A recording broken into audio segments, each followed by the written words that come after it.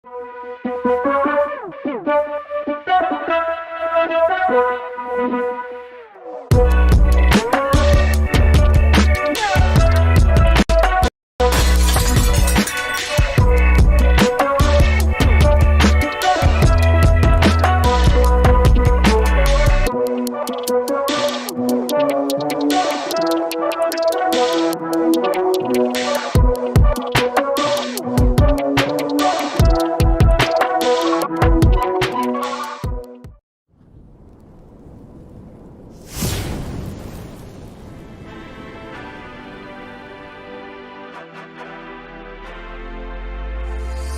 the alley-oops at Keyshaw to the glory days at the stick. From who's got it better than us to brick by brick. It's always the 49ers way. From off-season to game day. Yeah, we talk back. It's the 49ers Cutback.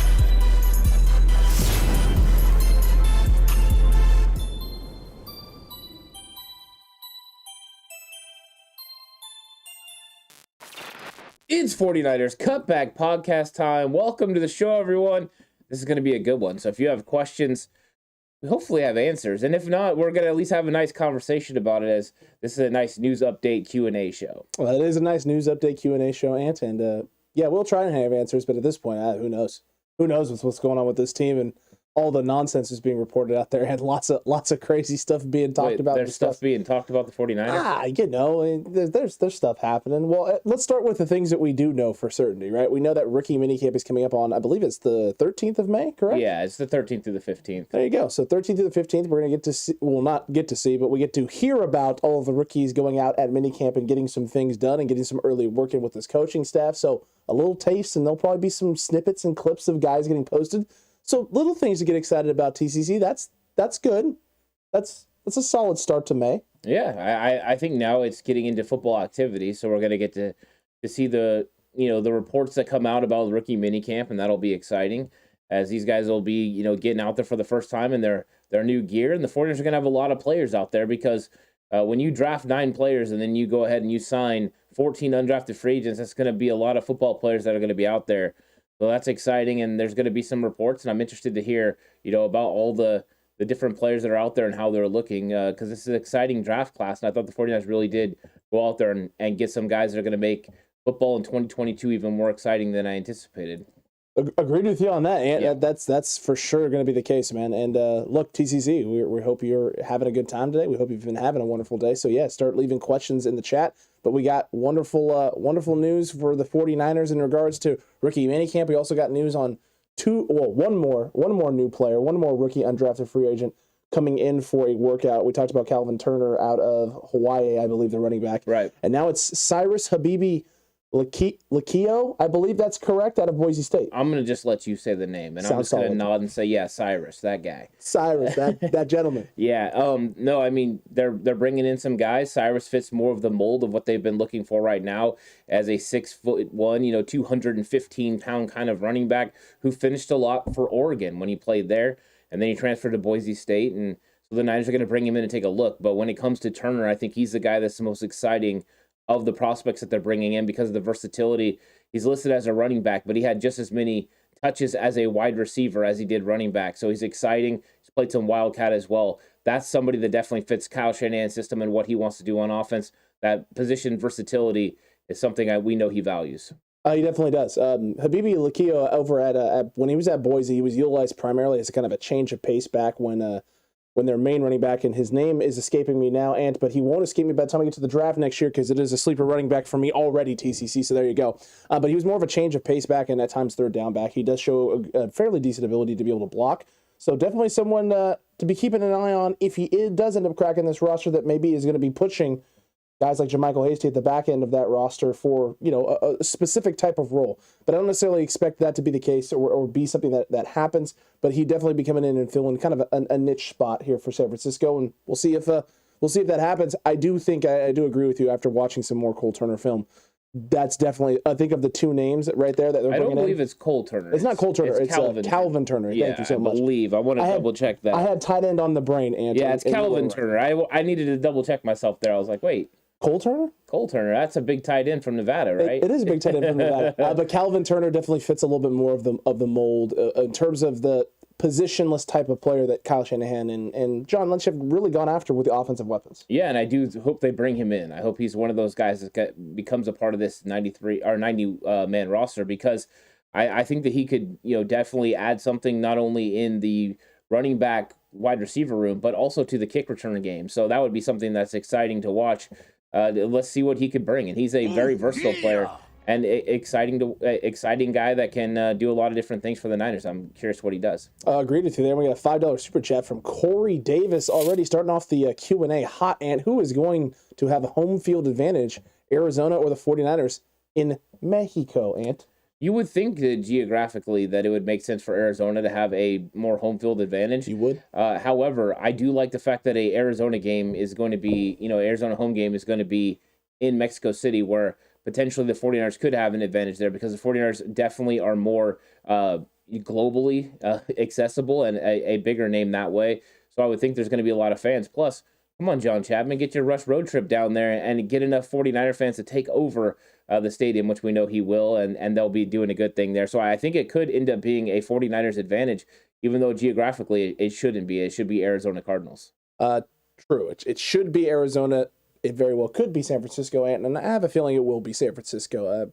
Guys like Chapman have been putting together those road trips, and a lot of 49ers fans have been traveling the globe to watch their team, and the fan base is all over the place, and there's a lot of fans all over the country and all over the continent. So hopefully some of those sleeper cell 49ers fans out there in Arizona, Ant, especially after, we basically used Arizona as our home stadium, maybe they were like, oh, maybe this is going to be a thing going forward. I know there was no fans allowed in the stands, but maybe we should start locating to Arizona and get ourselves ready in case this becomes a long-term problem. And maybe those people will just hop the border and head on down to, I think it's Azteca. Is it Azteca Stadium? Aztequios?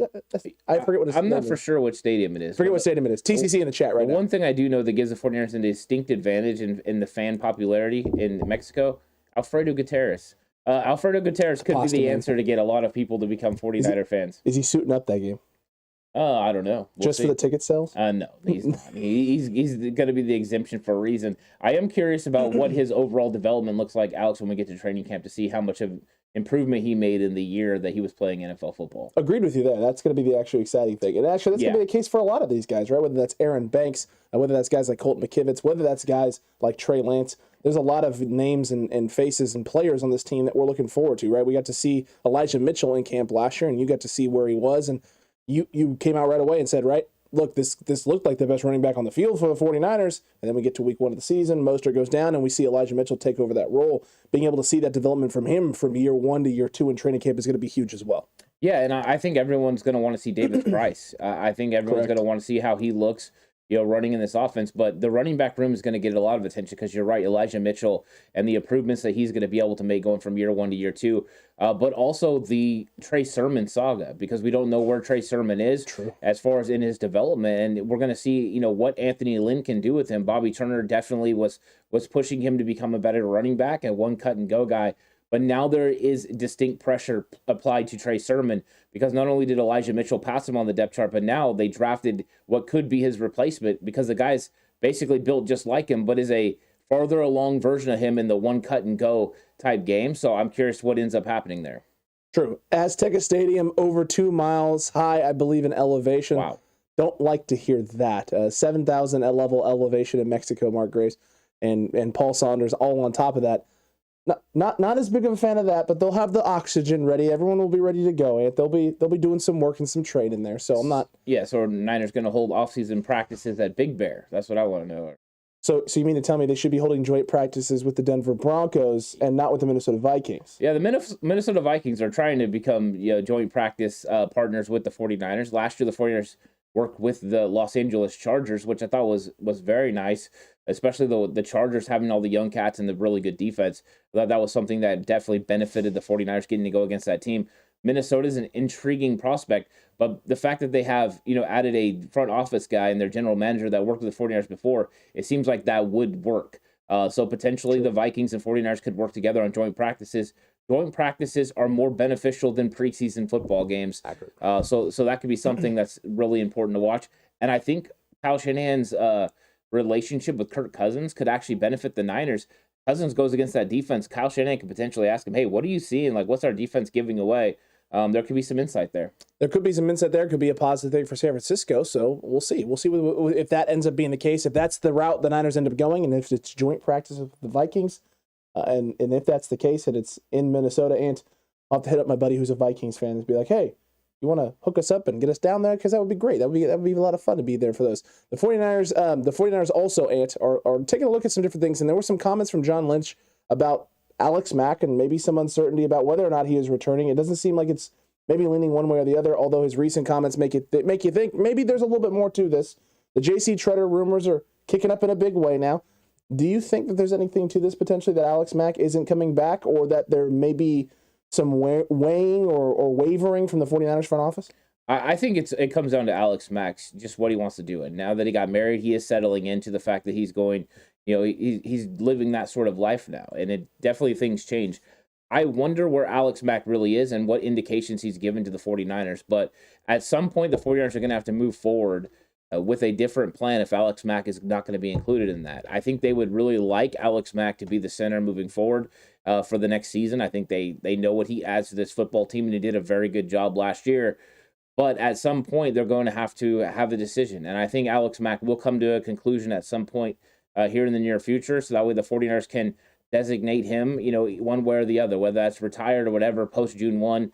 If he's coming back, that's easy enough. You just plug and play him. He's your starting center, and you move on from that situation. But I do think that there's reason for pause here, and you can definitely question whether he's going to come back. I thought early indications seemed more like Alex Mack was coming back, but now I think it could be trending in the other direction, and some of that could be with him having a settled home life. He may be wanting to transition out of the NFL game and into that domestic lifestyle of living with his wife and all of that, and I can't blame him. He's had a very good run, so we'll see what he does. But I think the 49ers definitely are starting to pave a way for them to move on from him. And J.C. Treader would make a lot of sense, even though PFF doesn't have him as the number one free agent the 49ers should target. Not at all. And in fact, it's Julio Jones. Yeah. Julio Jones is the guy that they're saying the Niners need to go after and get because he makes a lot of sense. There's a clear need for additional receiving talent in San Francisco with all the drama surrounding Deebo Samuel. And we'll get to some more of that drama here in a little bit. I thought that was very interesting that they had Julio Jones pegged to San Francisco because of the Julio drama, because the whole reason I have Julio pegged to San Francisco is the fact that, he played for Kyle Shanahan, did really well in a system with Matt Ryan, who played at an elite level. You have a very talented quarterback in Trey Lance sitting there waiting in the wings, potentially Jimmy Garoppolo, if that's the route the Niners decide to go, or if he's the one that wins it out in camp. And in Crazy Town Bonkersville world, in which Caleb gets everything that he's ever wanted, and it's the Suddy man, the Nate Sudfeld, that you acknowledge him right now, or Brock Purdy. But reality is, right, you're going with either most likely Jimmy or you're going with Trey. Those are the two most likely options for San Francisco going into the season. And either one of those guys with a guy like Julio Jones is going to do a lot of positive things in San Francisco. Yeah, I wonder what the actual interest is in Julio Jones. I don't know if the 49ers have a lot of interest in Julio Jones right now. I'm sure at the right price they would. But right now, I'm not so sure, because the way that they built this wide receiver room, and with Deebo Samuel, Brandon Ayuk, Jawan Jennings, Ray McLeod, and then Danny Gray, I think that they have a lot of versatility there and a lot of young guys that can go get it done. I'm not sure there is a need for Julio Jones, and if Alex Mack does retire, you might need to take that money you were going to spend on a Julio Jones and spend it on a J.C. Treader. And I still think that there's a potential of kind of a reunion with Jaquiski Tartt. So I think the money could be spent in other directions. I'm never going to turn down Julio Jones. Julio Jones is a good football player, but he's definitely not the same football player he was even 3 years ago. And the injury concerns are something that definitely make me have a little bit of a second thought about it. So I don't know if he's really a target. I don't know where PFF is coming with this. Not sure either, other than, connecting it there with Deebo and all of that other stuff. It feels like a little bit of a reach at this point in time, because I think there are other areas of potential need and other areas where you could use and spend your money. Mr. Corey said if he's wavering, then he's retired. They need to move on. Tart is who they need to bring back, is what he also mentioned. So, I mean, those are all things that definitely need to get addressed, right? If Alex Mack is retiring and is going to move on, it would feel like center becomes the more important need than wide receiver, especially with Deebo following the 49ers again on the gram. And it seems like a lot of the ruffling of feathers is officially done at this point in time. If the wavering is in effect just in his mind, like he doesn't know if he wants to continue to play, and not so much in his work ethic that he's putting forth right now, then I'm not as concerned. If he's not doing the work right now, if he's just sitting back relaxing, he won't be prepared for the season. So in that regard, he would be retired. And that's what the part of it is, deciding if you're going to embrace the grind of playing football. If he's willing to do that another year, I think you do want Alex Mack back. As far as Deebo Samuel goes, it was always business. It was about applying public pressure on the 49ers before the draft. It did not work. The 49ers did not move on from him. He did not get the contract during that period. Maybe it did help with conversations. Maybe they're farther along in their conversations now, but it was always going to do that because now they're past the draft. He's lost that leverage, and now it moves forward expeditiously. Hopefully they get something done before training camp. Hopefully so, Ant. Hopefully that's the case. Ernest Batley says, "Hey guys, how you doing, sir? What's up, TCCs?" It said Shooter here a little bit ago, and good to see you as well. And here, Shooter, and traffic comes through with imagine going up against the Niners, knowing you got to cover Deebo and Julio. You're right. Having those two on the field, it's going to make things a whole heck of a lot easier for George Kittle. It makes things a whole heck of a lot easier for Brandon Ayuk as well. On top of Ray McLeod and what he could be adding with his speed and his dynamics with the ball in his hand, and Danny Gray as well. It now makes that wide receiver room, number one, a lot more difficult to cover and difficult to prep and prepare for and play against. But number two, it also allows you to be able to limit Julio Jones's snaps because he's had issues staying healthy, right? So now you have this deep wide receiver room that you can rotate him through, and he doesn't have to be on the field for 75, 85% of snaps to be effective. You can get on the field for 50% of snaps, 65% of snaps. But in that world also, like you talked about, right? It has to make sense money-wise. You can't pay him top-end money if he's going to be on the field for 50 to 60% of snaps. Yeah, I think you're bringing him in, if you're bringing him in, and this is one of those ifs, he's coming in and you're paying for the name. You're paying for the name of Julio Jones, and that's how defenses are going to prepare for him, is Julio Jones, the name. But is he that same guy? We've seen it with Mohamed Sanu, him come in. Now, I think veteran leadership, he could add that to this roster and to that room, but we do have Deebo Samuel now that has learned from two different guys. At what point is Deebo Samuel not the leader of this wide receiver room? The fact that he's been able to work under, Emmanuel Sanders and then Mohamed Sanu, I believe he should be far enough along that he should take charge of this room. Brandon Ayuk is going to be coming into his third season. Jawan Jennings into his third season. These guys are a little bit more seasoned, so I think that Julio Jones, the name, it sounds good, and I would love to have Julio Jones on the football team. I just don't know if you're going to be willing to take snaps away from other guys. Now, I will say it this way, though. As a third option to Brandon Ayuk and Deebo Samuel, he is the best option of the guys that we've talked about, even the guys on the team. Agreed. So you would be upgrading the team and you would be adding depth. So in that regard, he would make sense. So I'm never going to turn down a player that makes your team better. But in those pivotal, third down situations, you would see Julio Jones on the field and not Jawan Jennings. The only way I think that it makes a lot of sense is at times that you want to give Deebo extra rest. You could have Julio Jones rolling out there with Brandon Ayuk, and I think that would help. True. Very, very, very true as well.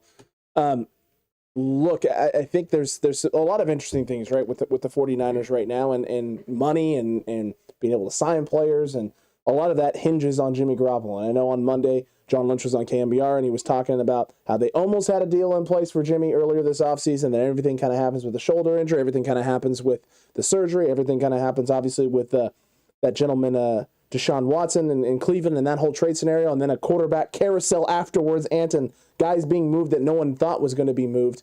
But he is talking about now the potentiality of Jimmy still being here on this roster, and the Niners seem to be content.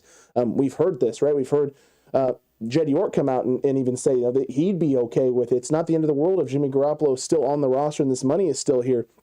We've heard a lot of the fan base talking about this. What do you make of this news? I mean, obviously, I don't think for either one of us this is surprising that this is kind of what is coming out now, because it seemed like the most obvious thing, right? They were trying to move Jimmy. Maybe they were close to moving Jimmy.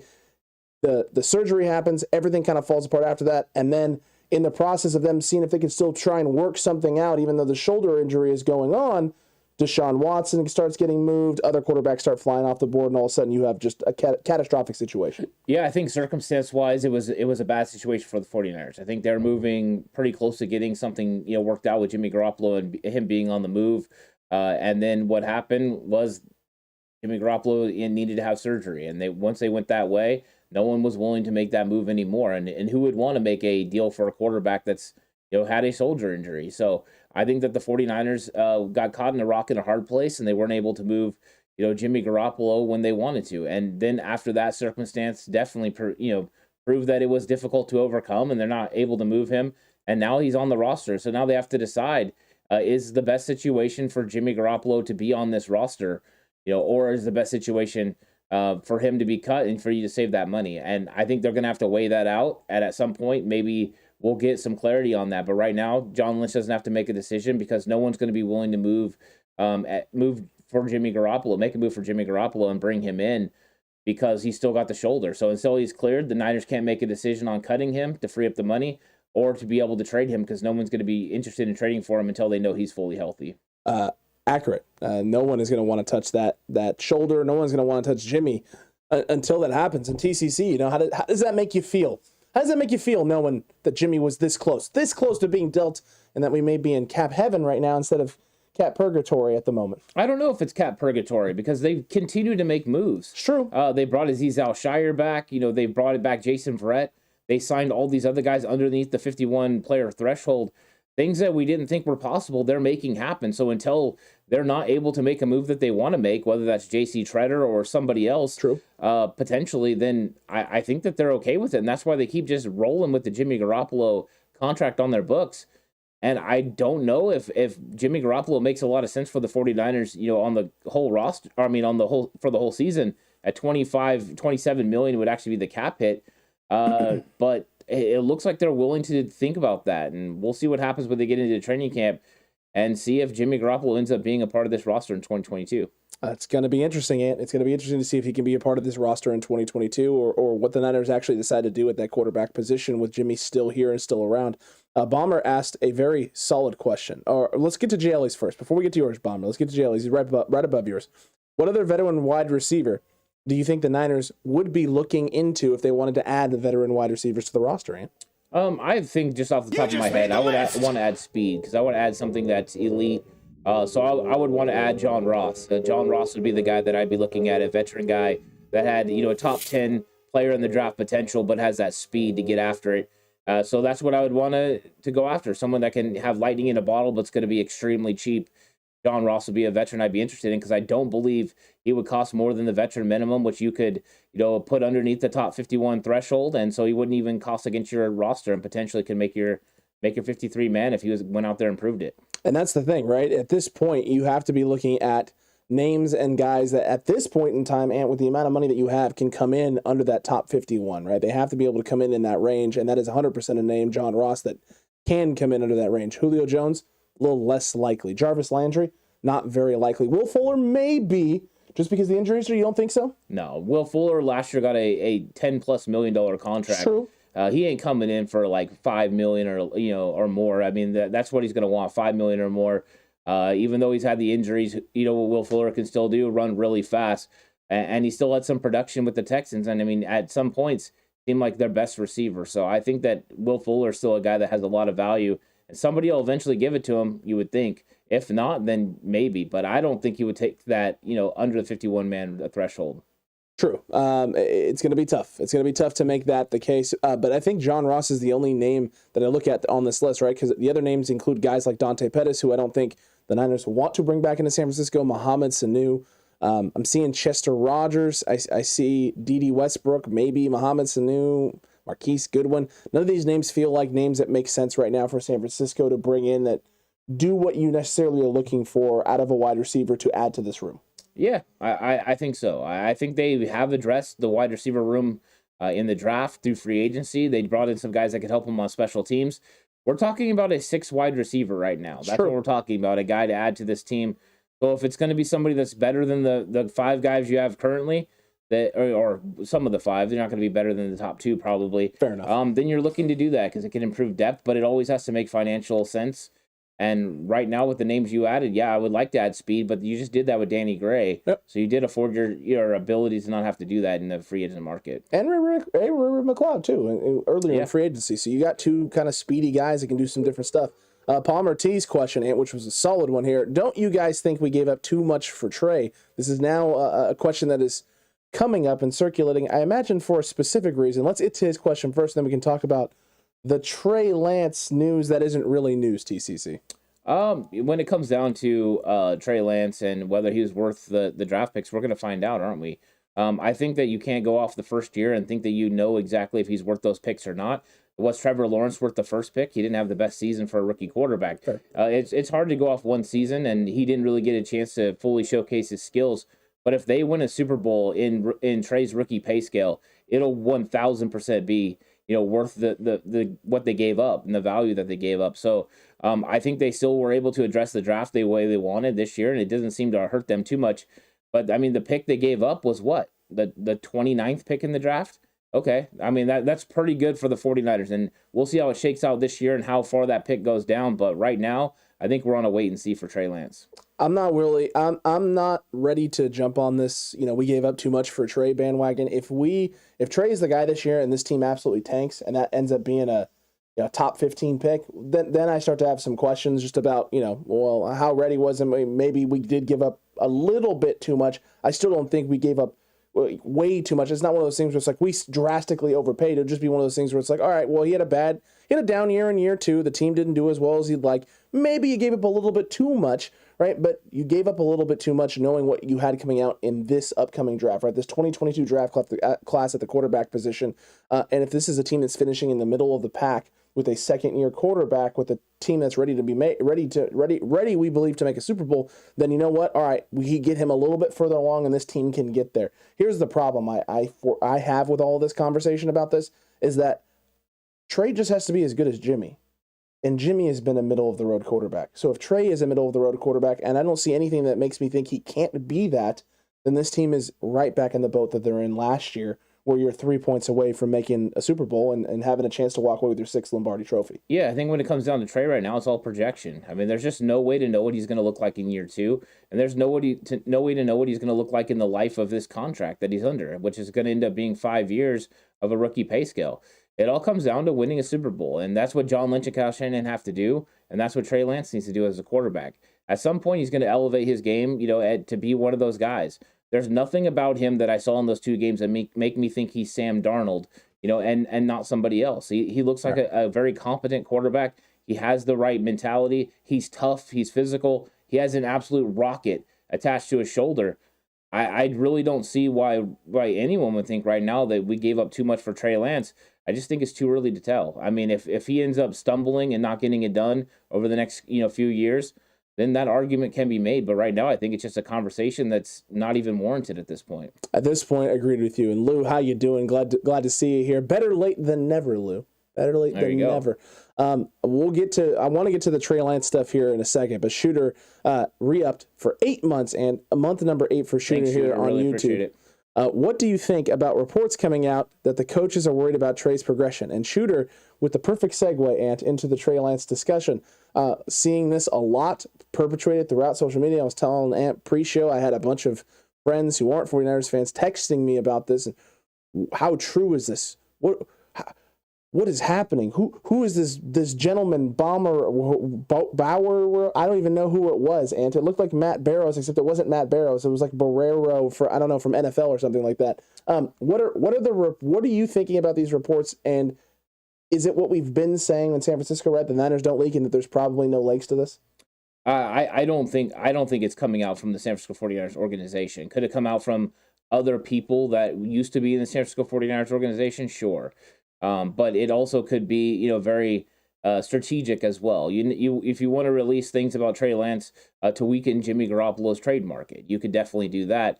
Make people think that maybe the 49ers aren't as willing to trade Jimmy Garoppolo. We'll see. When it comes down to it, I don't really believe any of these reports, because whether they were happy or not with Trey Lance during the season is not going to make sense until they get, where they're getting now. And I think that when it comes to Trey, we haven't seen a lot, but what we saw was improvement. And anytime somebody improves, you have to give them the opportunity to improve again, and we'll see. But if the 49ers were really willing to, be worried about Trey Lance, they wouldn't be considering trading Jimmy Garoppolo. They'd be wanting to bring Jimmy Garoppolo back for another year and say that he could compete for the starting job. So far, they haven't done that. No. And David Campbell, Lombardo, thank you. I knew it was a weird name that I had heard before, and it was just a little slightly different. Not weird name, but name that I was familiar with. So Lombardi, familiar with that name. Lombardo. Not as familiar with that name. He's the Diet Coke version of Lombardi, just 1 calorie. Not anywhere close to being enough, man. Not at all. Jelly with the Who. I absolutely love that. But no, it's interesting and predictable all at the same time, right? Interesting that people are continually trying to dig up stuff to talk about with the 49ers, and predictable because it's just a rotating cycle, right? If it's not Deebo, then it's Jimmy. If it's not Jimmy, then it's Deebo. If it's not Deebo, then it's Trey. If it's not Trey, it's Jimmy. It just kind of rotates between those 3 players right now. Yeah, I'm just wondering how exactly, this has been reached during the offseason. I mean, everything that Kyle Shanahan and John Lynch have been saying has been glowing. The only other thing that they have said is he's going to have to go in there and earn it. But other than that, they've just been praising his ability to pick up the offense and to make all the throws that he needs to make. I just, I don't see it. But we'll see what happens when he gets to training camp, and we'll see what Trey looks like, and then it's going to be evident. And then everyone that was saying it one way or the other are just going to have to live with the responsibilities of knowing that their takes were completely wrong. And the amount of sources out there is ridiculous. I mean, we just need to make some barbecue sauces called sources because they're putting it on everything at this point. All of the sources, and all of the sources. Yeah. David Campbell, if that info got out, it's because the Niners want it to get out.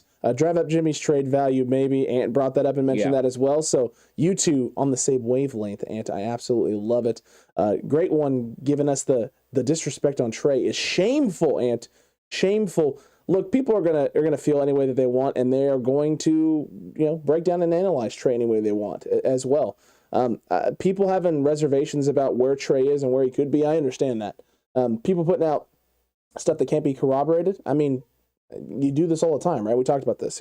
Controversy creates cash, clicks. So that's what you're trying to do sometimes, is get people and get eyes to what you're doing and what you're talking about. Because hey, I might be wrong on this thing, but there'll be some other stuff that I'm right about, and then you can keep clicking and coming on back. That's what they're doing. Oh, exactly. I mean, the 49ers, quarterback news, and then the news surrounding Deebo Samuel were big-time clicks. Jimmy Garoppolo is the click that keeps on giving. I mean, there's a reason he's on a Subway commercial. People know who he is, and the reason they know is because of all the conversation of whether he should be a starting quarterback or not. And they're just going to keep going with this conversation because it works. Until it's not there anymore. And until Jimmy Garoppolo is not a San Francisco 49er, this is going to continue to be the conversation. And then after that, it'll still be that Trey Lance has to prove himself, or continually he'll be brought up and compared to Jimmy Garoppolo. This is just something that's going to happen, and it's no different than what happened with Joe Montana and Steve Young. Steve Young was compared to Joe Montana even after he won a Super Bowl. And it's just the media knows how to drive clicks and to do things that they need to do, and that's their job. That's what they're supposed to do. And they're really good at it. And so they're going to continue to come up with different ways to talk about this subject. And to be honest with you, I'll be glad when we get to actual football so we can talk about that. Much more excited about actual football, Anthony. Speculative, crazy town bonkersville nonsense. Yeah. Mark Graves, does this much drama happen on other teams' social media? 100%. I saw Ernest asked earlier, too, does the media just like trolling the 49ers fan base? I think the media just likes trolling in general, and by trolling, I mean putting stuff out so they have things to talk about with other teams. A lot of other fan bases, though, deal with this type of drama. The Vikings all offseason was Kirk Cousins drama. Half the fan base wanted him gone, half the fan base wanting him back, half the fan base ready to burn down the front office when they re-signed him to his contract with guaranteed money. The other half ready to shower, a Super Bowl trophy on the Minnesota Vikings now that he was signed. This is not exclusive to San Francisco. This is every organization, every fan base deals with this kind of stuff on Twitter, deals like this stuff with their local media personalities. For every Grant Cohn in the San Francisco area, right, there's a similar type of version or a slightly different shade of that for every other team in the NFL. Yeah, I think that this is just the way it is right now. Now, the one thing I will say, compared to 49ers Twitter and 49ers media, though, I believe the 49ers are a little more heightened in the amount of attention they get from the national media, with the reason being that they provide more ratings. If you will go back and look at the playoffs, the 49ers were a part of the highest rated games in the playoffs. The 49ers bring a big fan base, and it's a global fan base. And so I think that a lot of times the 49ers are going to be cherry-picked as far as a national story. They're way more appealing than the Minnesota Vikings, which it sucks for the Minnesota Vikings, but they haven't been relevant since Gary Anderson missed a field goal. I mean, that's just really what it comes down to. They have good football players, but really they're up there, and they just keep getting beat down by the Green Bay Packers. The 49ers beat Green Bay. The 49ers are a big time name in the NFL, and I think that's why they get a little bit more attention from the national media. But when it comes down to the local media too, I mean, the content creators are just putting it out in a crazy way, and 49ers content creators get after it. They all do. They all do, and everyone has their own way to do it. And every fan base is the same way. They're content creators for every fan base. I can speak on Minnesota just because I have a buddy who's a Minnesota fan who has given me a list of guys that he listens to and watches, and whether it's One Barn Lupegas, who we've worked with, or whether it's a Vikings Purple for the Win podcast. I mean, there are different types of content creators who cover their team in very different ways in terms of how they talk about it. And there's always a slice of everything for everybody in every section of the fan base. Yeah, exactly. And, I see there's a huge conversation going on in chat right now because Bomber T had brought up about giving up that capital for Deshaun Watson. And my belief is before the Deshaun Watson stuff came out about the civil cases against him and what was going on with the legal situations, I believe he would have been a San Francisco 49er. I think they would have pulled the trigger on that. But that didn't happen. So then what they did was turn their attention to the draft. They weren't going to be picking closer to 12. At least they didn't hope so and didn't think so. So they went ahead and made a move up to get Trey Lance, and the rest is history. So I think that before those situations came out, he made sense. I think after that he didn't, and Trey Lance is the guy now. It does feel that way, and the Niners aren't looking backwards, they're looking forwards. That's all you can do at this point in time. Stephen Mandler said earlier he watched Brock Purdy highlights from college, and he looks good, like a good backup to Trey. Time to just drop Jimmy. The Niners would not be dropping Jimmy right now for Brock Purdy. No, Brock Purdy's not going to be able to, engage in this offense and be able to run it at the level he needs to run it at. He's definitely a developmental player. He's going to have to learn the pre-snap reads. He's going to have to be able to get the ball out on schedule. But there's really nice things to like about him. He has a super live arm. He can get the ball wherever he needs to get it on the field. He can get it there with pretty good accuracy as well. I am very excited about what he could be in the future and the development that he can have. But I think it's realistic to think that he's going to be on the practice squad this year. And I think he's going to be the third quarterback, to Nate Sudfeld. Because I anticipate that Nate Sudfeld will be the backup quarterback in San Francisco. If they decide to keep Jimmy Garoppolo, that would be interesting. And then I think in that case, Brock Purdy might find himself not even on the roster, but we'll see. I think that ideally that's what they would like is Brock Purdy to not make the roster and sneak him onto the practice squad and just have him sit there for a year and develop without any pressure. Yeah, I think so. I think Brock Purdy and Nate Sudfeld are the ideal, backup quarterbacks for the 49ers as far as you have a young cat with a lot of ability, and then you have, Sudfeld acknowledging him and as the head of the table. No, I'm just kidding. But Sudfeld is that guy that has worked really good with Trey. I mean, he was one of the ones that was in the quarterback room the entire time. And if you can't have Jimmy Garoppolo doing that, you want Nate Sudfeld, who it felt like Trey could lean on all throughout the year to give him advice and help him in what he was seeing on every single play with the defensive schemes that he was going against. Very true. P. Murr asked a little bit ago, okay, guys, who is your draft / undrafted free agent sleeper? Do we want draft or undrafted? He said both. He included both in the question. So I'm gonna say answer. Well, let's answer it the way he asked it, and if anyone wants to ask us a clarifying question and not a compound question, then they can do that here after this one. But who is your draft / undrafted free agent sleeper that you think is going to make the team? I think as far as I don't know how sleeper it is, but I'm going to go with Nick Zakiel. Zakiel, the offensive lineman from Fordham. I'm going to go with him. I think that he's the potential to slide inside to center, and so I think he's going to start making some waves, especially if Alex Mack retires. I think Zakiel is going to be the guy. I don't think he'll start right away, but I think he'll go in there and try to battle Brendel for that backup spot. But I think eventually they could pair him with Trey Lance in the future. I do like that. That's a solid name. That's a solid prospect there. Ants Zakiel is just a guy. Not a lot of the fan base had a good understanding of when they drafted him. But hey, you know what? I think that there's a lot of promise there. And like you brought up on draft day and on the recap show the other day when we were talking about it, this is a guy the Niners have had their eye on for a long time. They've had an eye on him for a long time, and they pulled the trigger on him in the draft now, and they were going to do it last year as well. This is a guy they think they can mold into being what they need on the interior there on the O-line. I'm going to go with Samuel Womack, the cornerback prospect, Ant, that I think a lot of people were very confused about not knowing the name. Mm-hmm. The handful of times the Niners have gone after somebody in that fifth round, and nobody had any idea who those guys were and what they've turned out and what they've become for this team. I think the Niners took a shot on a guy there that no one else, a lot of places had it going as an undrafted free agent because they felt that this was a steal on the spot who could come in and make some waves and maybe surprise some people. Yeah, I mean, he could. I think he's got a lot of development to do, though. Agreed. I think he's very developmental. But you're right. When they take shots in that area, that's usually, a move that works out. We'll see if that continues. And I think that one name to keep an eye on, depending on when he's healthy, is Kalia Davis, because I think that guy's going to make a huge impact on the defensive line. His athletic traits jump off the film, so I think he's exciting to watch. But we don't know if we're going to see him in 2022. And the question was surrounded with an impact this year and make the 53-man roster, and I think he could be on the PUP list. So he wouldn't really qualify for that, but I think in a normal situation, I would actually have picked him. I would agree with you on that, yeah. Mr. Kalia Davis at a UCF and is a very special player that I think we're all excited to see what he could potentially grow and become. Yeah. I'm seeing Eric Dan Angeli saying Donovan West if Mack is gone. If Mack isn't on the roster, then Donovan West is the sleeper they're going with. People might not want to hear this, but Zakil's a better prospect than Donovan West. Put on the film, and Zakil is a better player than him, and Zakil's just learning to move inside. Donovan West plays too high and doesn't play with the strength at the point of attack that Zakil does. If they move Zakil to center, good luck, because I think that actually Donovan West is going to have a tough battle because Jason Poe also has been working on his center skills as well. So we might have to compete with him. It's going to be a tough road for Donovan West to make this team. And I know he's one of those ones that 49er fans, and 49ers media has talked about for a long time.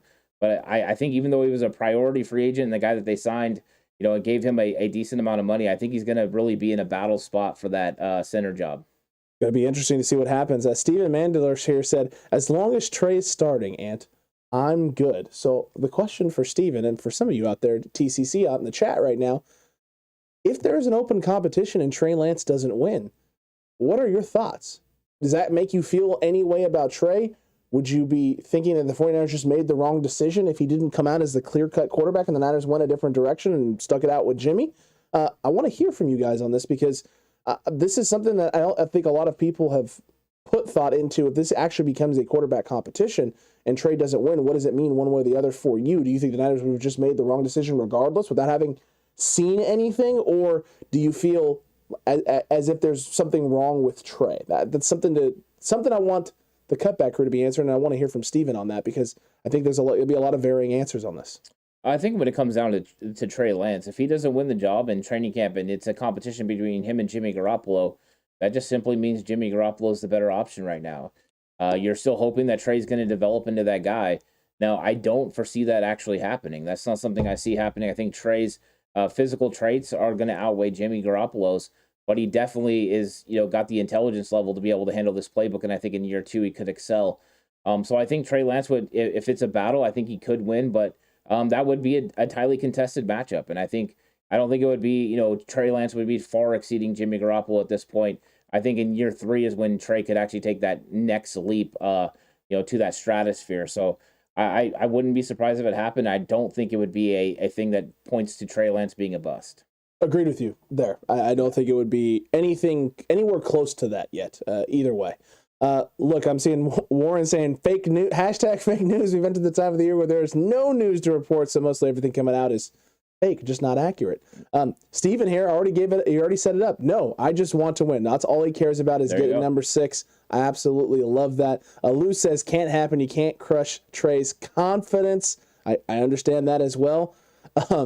I'm seeing Trey Lance is looking good already, says Eric Dane. Look, I think a lot of things that we've already seen from Trey Lance in terms of his development from training camp last year all the way through this season. There's a lot of positive things there, TCC. A lot of good things, a lot of steps and progress and moving in the right direction in terms of being able to execute and understand this offense.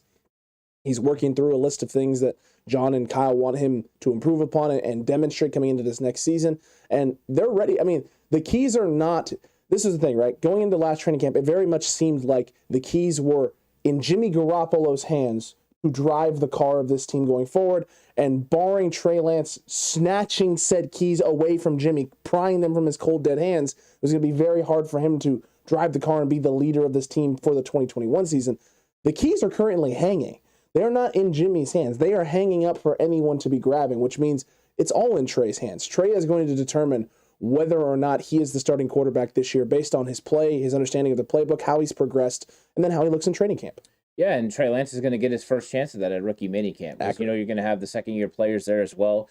And Trey Lance is going to be running the practices. And when he's out there and he's running, the practices coming out of huddles, his command of the team is going to be on display. And if he's able to make the on-target throws and on-schedule throws, then he's going to start putting himself in the right situation. And that's the thing. Trey Lance is going to have the opportunity during the entire offseason leading up to training camp to prove that he's that guy. I think the 49ers are going to give him every opportunity to do so. So if Trey was to beat out Jimmy Garoppolo, I think that would be a good thing for the locker room as well, as they could fully believe at that moment that Trey Lance is the best quarterback and the best option for the 49ers. Agreed. Eric is going a step further. And there is no Jimmy, only Trey. There is only Trey Lance. Well said. It's the only thing there. Rini here saying, anyone here excited for the upcoming season or nah? Extremely excited. Yeah, I can't wait for the season. I think this is going to be a fun one. I think we're going to have a lot of exciting moments because I think the 49ers will went out and made some moves that have helped this football team be better. And one of those is in the secondary. That cornerback position is drastically better than it was the previous season. You add that with the rotation of defensive linemen, it could be scary. And maybe we'll finally get all three linebackers playing together the entire season. Oh, yeah, maybe we can get all three linebackers playing the entire season, the entire front four playing for the entire season, and then Jason Verrett staying healthy for an entire season. And apparently, per John Lynch and his comments after the Jason Verrett signing, they believe Jason Verrett is cornerback one. It has potential to be quarterback one, which is something we've always said. It's always been about health. Does this signal that maybe Emmanuel Mosley is the guy that's going to be moving into the slot? I think they're going to go in there and let him compete. Okay. And the best two cornerbacks are going to play on the outside. You always want your best two guys on the outside, and then you put the third guy in the slot. And the versatility of Jason Verrett and Emmanuel Mosley to play on the inside definitely affords you that, chance and opportunity. You can do that with those three guys, but that's a really good cornerback room. And we just talked about three guys that don't mention the third-round pick, Ambry Thomas, who last year played a lot of starting snaps as well. So they went from having no depth at the cornerback position at one point during the year to having extreme amounts of depth, and they added to it not only through the draft but through free agency as well. They did. They definitely did, and we're going to see what happens and who comes out on top in that cornerback room. I'm seeing here from Lou, this is solid here. Exactly how do you judge the quarterback competition if it was to happen? Different skill sets to me. And you're not wrong, Lou. They are different skill set quarterbacks. They do different things. They have different strengths. They have different weaknesses. I think the thing you're looking for, right, is you're looking for Trey to improve upon his weaknesses from last year, which was operating over the middle of the field, getting in and out of his reads, understanding what he's seeing, getting the ball out on time to guys in space, and getting not necessarily a mastery of the offense, but getting closer to mastery status with the offense. The key is him just understanding where to go with the football from each individual play. When it's scripted and he knows what play is coming, he does a very good job. When it gets into the time where it's down in distance and you're in move the ball situations, this is what we saw in training camp at least. That was when he struggled because then there were variables, things that he wasn't ready for because he didn't have a full understanding of the offense yet. That should change this year. He should have a full understanding of the offense. He'll understand what he's going to look at. He'll be able to make the pre-snap reads. So I expect him to make an advancement in his abilities on the field.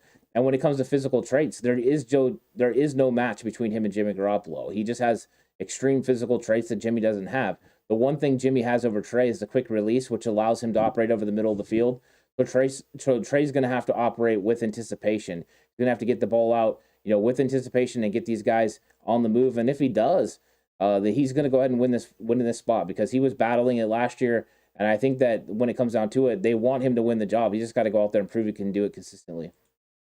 Accurate. He does have to do it consistently. So it'll be interesting to see how that goes there. Stephen Mandler said, hold on one second. It scrolled away from me there. What about bringing in Gurley as a veteran to mentor the young running backs? I don't know if that would be something the Niners are considering. They have definitely here the last few seasons strayed away and stayed away from bringing in guys with injury concerns and injury history. Yeah, I think Jeff Wilson Jr. is the veteran in the room. They're going to feel confident with him and what he can do. Anthony Lynn is going to man that job, but I think that's how they're going to roll. And I think they want young running backs and they want guys on their first contract that they know can go in there and take the lumps but make plays because they're trying to build for the future. And with the amount of running backs that come out in the draft that are able to make impacts early on in their career, you never have to pay a running back a lot of money, and I think that's what they're really trying to do here. Fair. Eric Dane, I used the term embarrassment of riches the other day to describe the cornerback room, and I stand by that. Yeah, not wrong. I think that is so true because Tarvarius Ward was the big signing. And if you went into the season with Tarvarius Ward and Emmanuel Mosley on the outside, you felt good. The re-signing of Jason Verrett makes it even more of a competition and potentially, one of the better secondaries in the NFL. I think they potentially have a question of safety where Tarvarius Moore, according to Pro Football Talk, is going to be competing for the starting job. But Jaquiski Tark has definitely come in and battle with Tarvarius Moore for that job. Mr. Corey, what else would Lynch say about Verrett? Laughing, crying face emoji. He better not be cornerback one after Tarvarius Ward's making $14 million a year. Lynch is full of, not nice language there for Mr. Corey lately. It's football talk, Alex. You know this. If you're bringing a player in, you want him to add to your football team, but you know the potential that player has. Correct. If you pay Tarvarius Ward that money and Jason Verrett comes in and plays better than Ward, oh, great. That has no effect on you. That means you went out and became GM of the year because you signed a guy for $895,000 and he was your best corner. So between those two guys, it was what, $15 million? Excellent. I think that when it comes down to it, best player plays, and whether it's Jason Verrett or Tarvarius Ward, you're not really interested or worried about it, but you did insulate yourself in case Jason Verrett goes down with the injury again. Agreed. And Jacob Lang needs the power of positivity in his life because he came through chat with "We're gonna suck, TCC. We suck again. We suck again, Ant. Oh no, we suck again." Jacob, why do you feel that way, my guy? I want to hear from you on this. I am curious because we just went to the NFC Championship game and you didn't really lose a whole lot of players, but added to the roster as well. I don't know how you can't be at least considered a playoff contender in San Francisco. Very true. But that was funny. It was funny. It was solid. Eric Dane, it's absolutely impressive how cornerback has gone from a weakness to a position of strength with a mix of experienced veterans and young athletic players. Absolutely. Yeah, the 49ers have addressed it with 4 cornerbacks in drafts in the last 2 seasons. And then added through free agency as well. And then a homegrown talent like Dante Johnson and Emmanuel Mosley. They've done a very good job of addressing this room, and they did it a little bit sneakily. Yeah, they had the big move with Tarvarius Ward, but other than that, they were kind of under the radar signings and draft picks that they made. True. Steven said, I honestly forgot about Jeff Wilson. So there you go. Steven, but you got a nice friendly reminder from your neighborhood aunt here about that. Oh, sorry about that. Yeah, no, Todd Gurley's been an interesting prospect because he fits the scheme. He does. You just wonder how that knee actually is because, no one touched him last year at all. No one even gave this guy a thought, and Baltimore needed running backs at an all-time level, and so did the Niners. Very true. And there wasn't even a phone call. Well, if there was, it wasn't reported. Long, yeah. It wasn't reported either. Once we sign the rookie class, longtime Niner fan asks, how is our cap? Does Jimmy, and also, just for clarity's sake, he did put a cap in parentheses. Yeah. Right? So, how is our cap? Does Jimmy need to take a pay cut to stick around? Look, as of right now, our cap is what it is. They've been able to get a lot of these guys under the top 51. Now, I imagine some of these contracts coming down the line here aren't going to be the case. They're going to eat into it, which means there's more moves coming. The easiest and obvious is Jimmy Garoppolo, whether that's pay cut, whether that's cutting and moving off of it and just eating that potential $8 million that you could get from the injury settlement and the injury clause that he has built into his contract. Seems like the easiest, but it does feel like there's maybe alternatives, right? Whether that's extending a guy like Jimmy Ward, whether it's extending a guy like Samson Ebukam, extending a guy like Robbie Golden, pushing money in different direction. There's a lot of different ways the Niners can go about handling this to free up additional money that doesn't involve necessarily Jimmy Garoppolo at this point in time. Yeah, and when it comes down to it, they don't have the money right now. At least that's what, from our numbers and what we've seen over the cap and all that, there's no way the 49ers have the money to pay this draft class. But they also didn't seem to have money to sign Azeez Al-Shire, but he signed. And they didn't have the money to sign Daniel Brunskill, and he signed. And they didn't have the money for Jason Verrett, and he signed. So some way they're working out this money, and I think eventually the details will get released, and we'll have a better understanding, and that could potentially be, like you said, Alex, an extension or a restructure. When it comes to Jimmy Garoppolo, I think it would be hard to get him to want to take a restructured contract because he's going to want to make that money. And I think that they could come to some sort of an agreement. There is, a way to make that happen.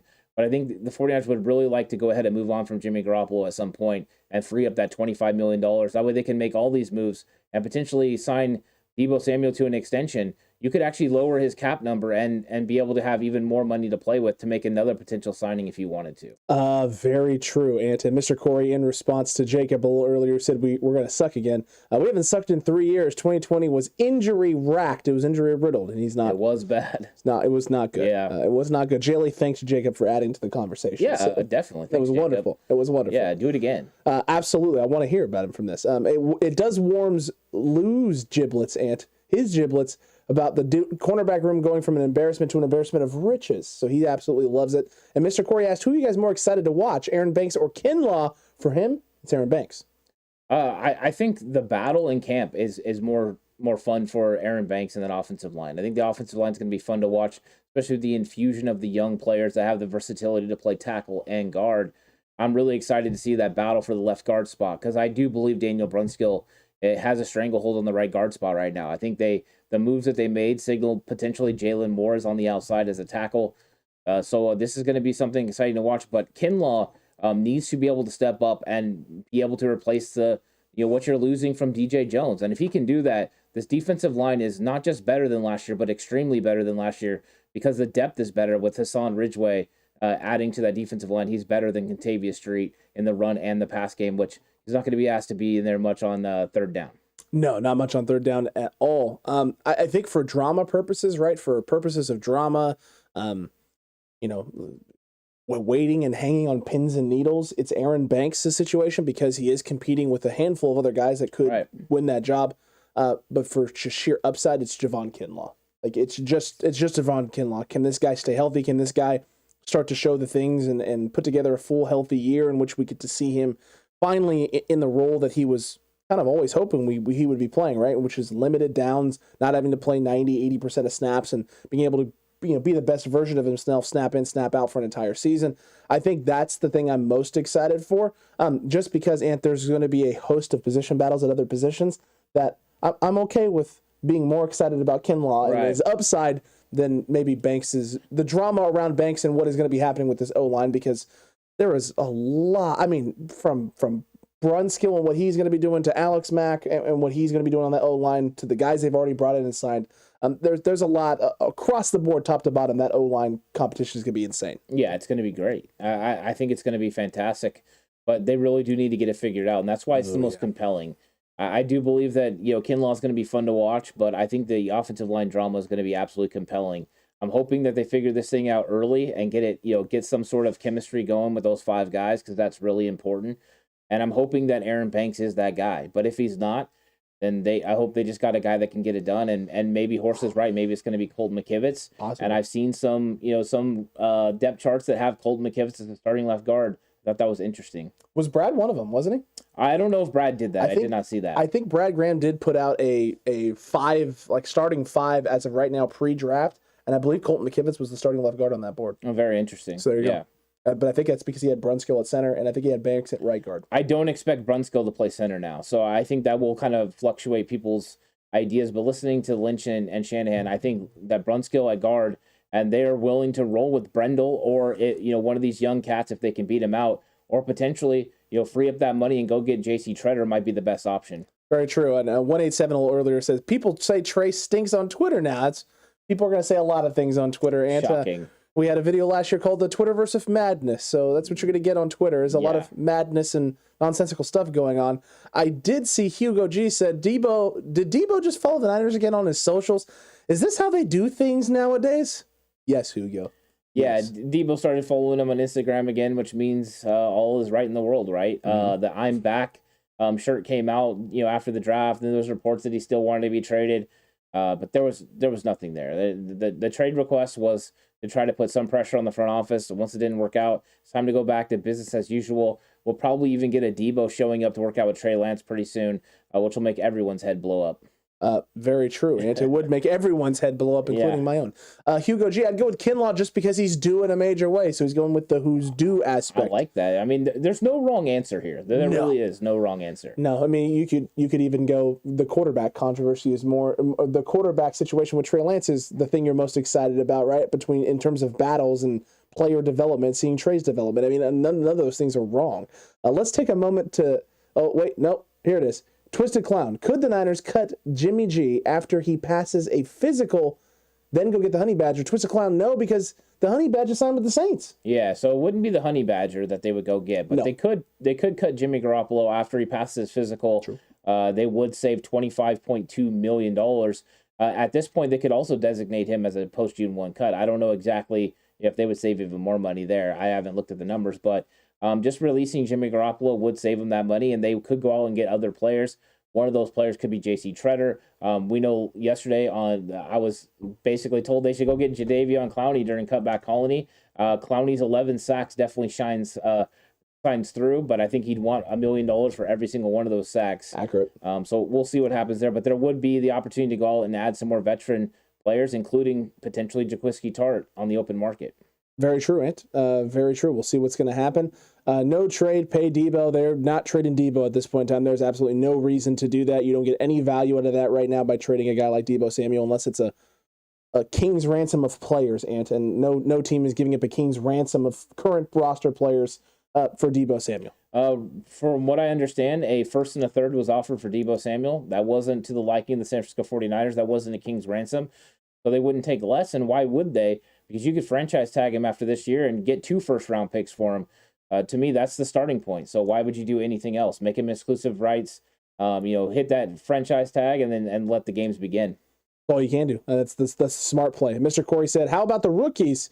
For him, it's Kalia Davis if he plays. If he doesn't, then Danny Gray. He already believes Jackson is good. He knows he's good, but he's more excited about Ebukam than Jackson for 2022. I like a lot of the things Mr. Corey just laid down there. Yeah, exactly. Ebukam is the guy, and Ebukam is going to have a lot of improvement this year. I think he did improve as the season went on, and I think Drake Jackson's going to be playing more of a Arden Key role in this upcoming season as a situational pass rusher. But there are definitely some techniques that need to get fixed with his hand placement and what he does with his hands. He's right now not a very technical pass rusher, but guess what? You're going to be working with Nick Bosa now, and you're going to be working with Chris Teseric and Darryl Tapp, who are big-time defensive coaches in this league. So they're going to get him on point. And when they do, he's going to elevate himself, and then he'll look like the first-round talent that a lot of people thought he was. Yeah. He definitely will at that point. Why would they get rid of Jimmy when Jimmy is better than Trey, said Matthew Smith? So, look, I mean, there are people, and now, granted, Matthew Smith is a Jets fan, and so he may just be stirring the pot right now in chat, but there are people who definitely feel a certain way about Jimmy Garoppolo, so it's going to be interesting to see what happens with this. I'm seeing Bomber T saying Jimmy G's money is going to Deebo. So a lot of people have felt that way, and we've said this before, right? If the Niners were able to move off of Jimmy, whether that was via a cut or via a trade, you'd have a lot of money freed up to be able to get that Deebo extension taken care of and done. In fact, I think if it had been done already, there's a good chance that Deebo may maybe not already be signed, but none of this other stuff with Deebo happens. I'm just surprised. I'd be surprised if all that money went to Deebo Samuel. I think that they could actually lower his number this year, with the signing bonus and everything like that, make his money even less. And that way they'd have more room to do things that they want to do. They could potentially use some of that money for Nick Bosa's eventual contract extension. But the fact that they've said they've budgeted for this means that they have an idea and a plan. And when it comes down to it, you just got to listen to what they say, because so far they've been getting it done.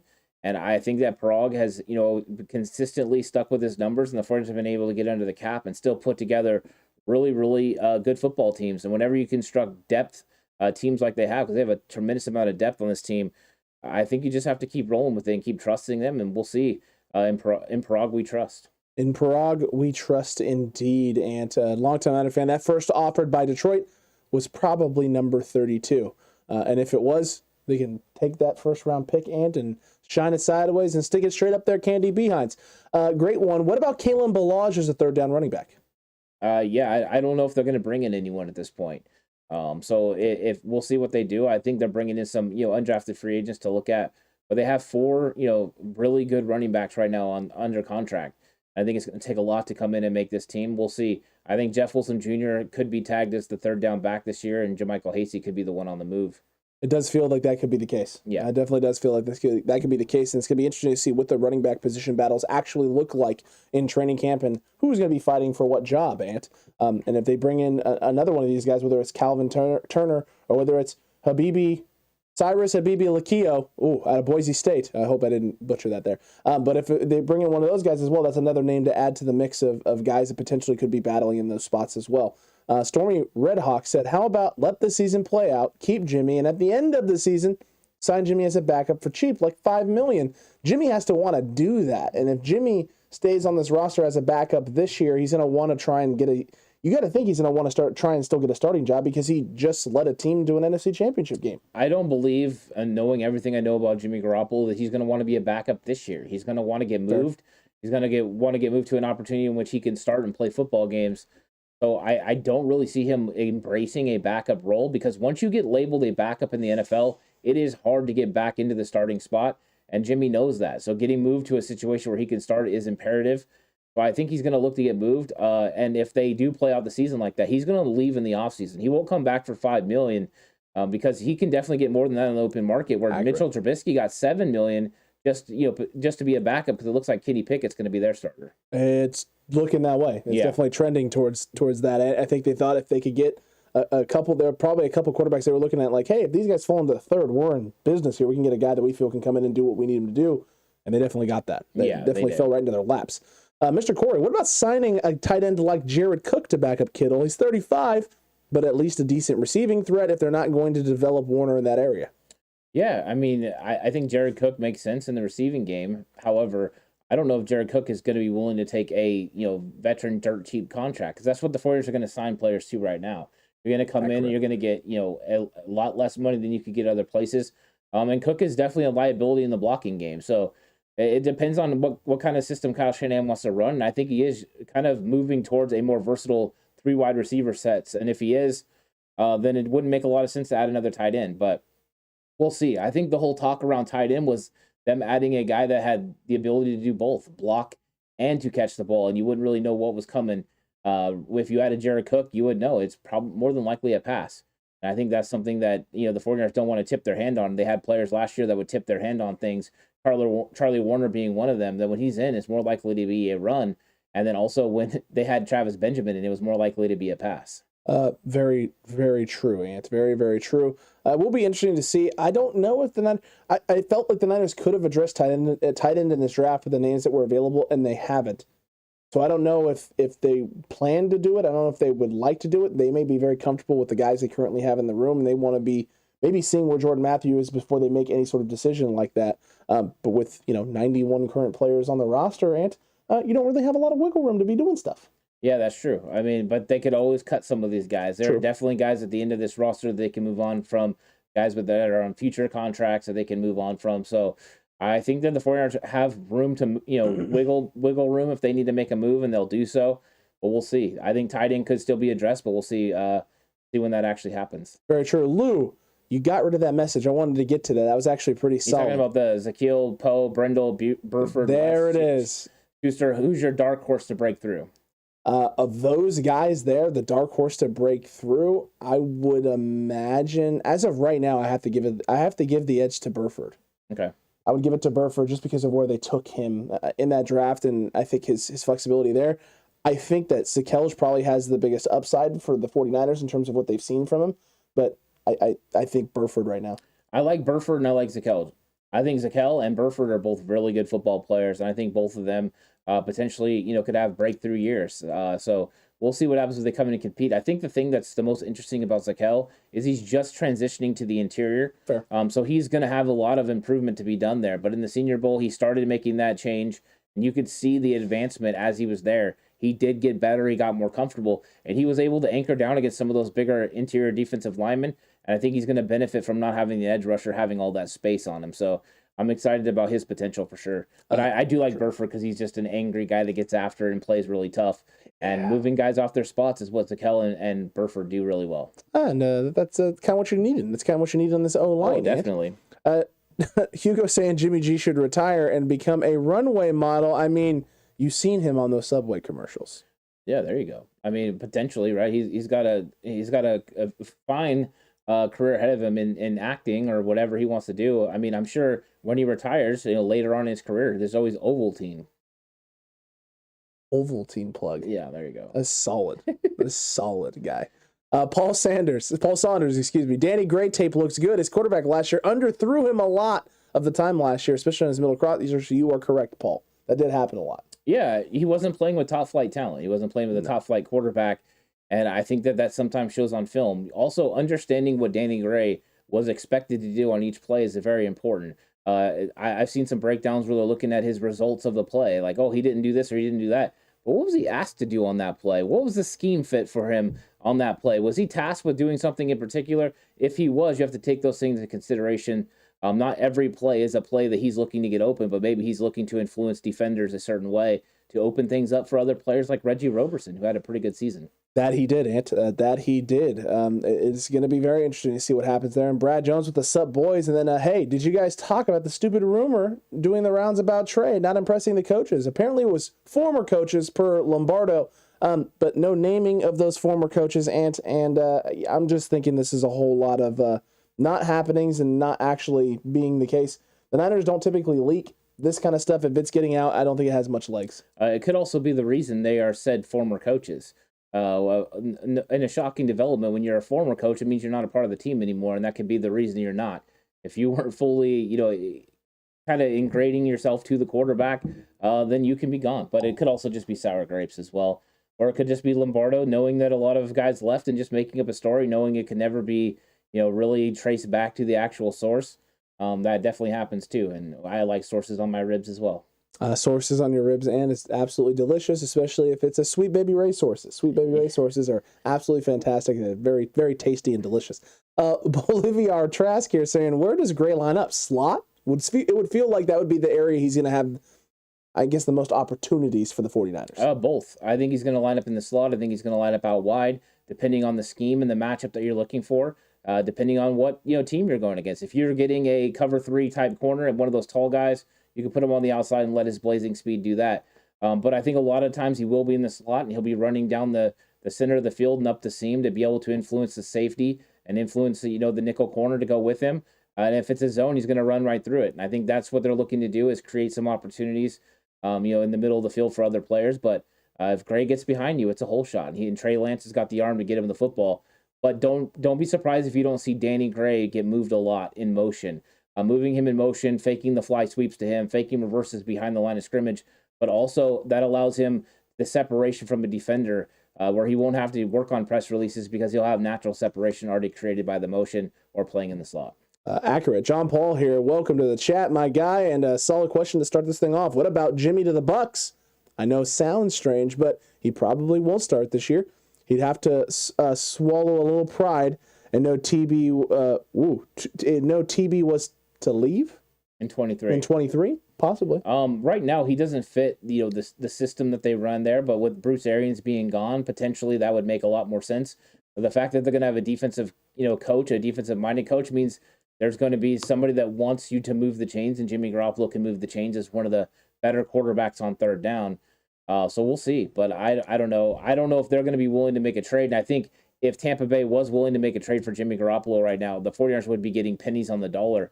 Because I don't think that, they're one of those teams that needs to invest a lot to get a backup quarterback.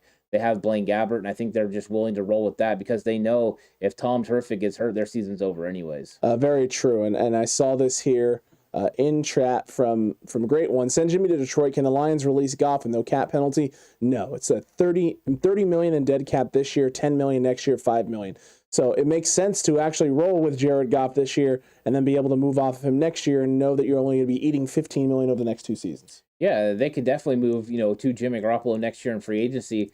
Some of these teams that have holdovers, that's maybe why they're not willing to trade for him right now in the last year of his contract.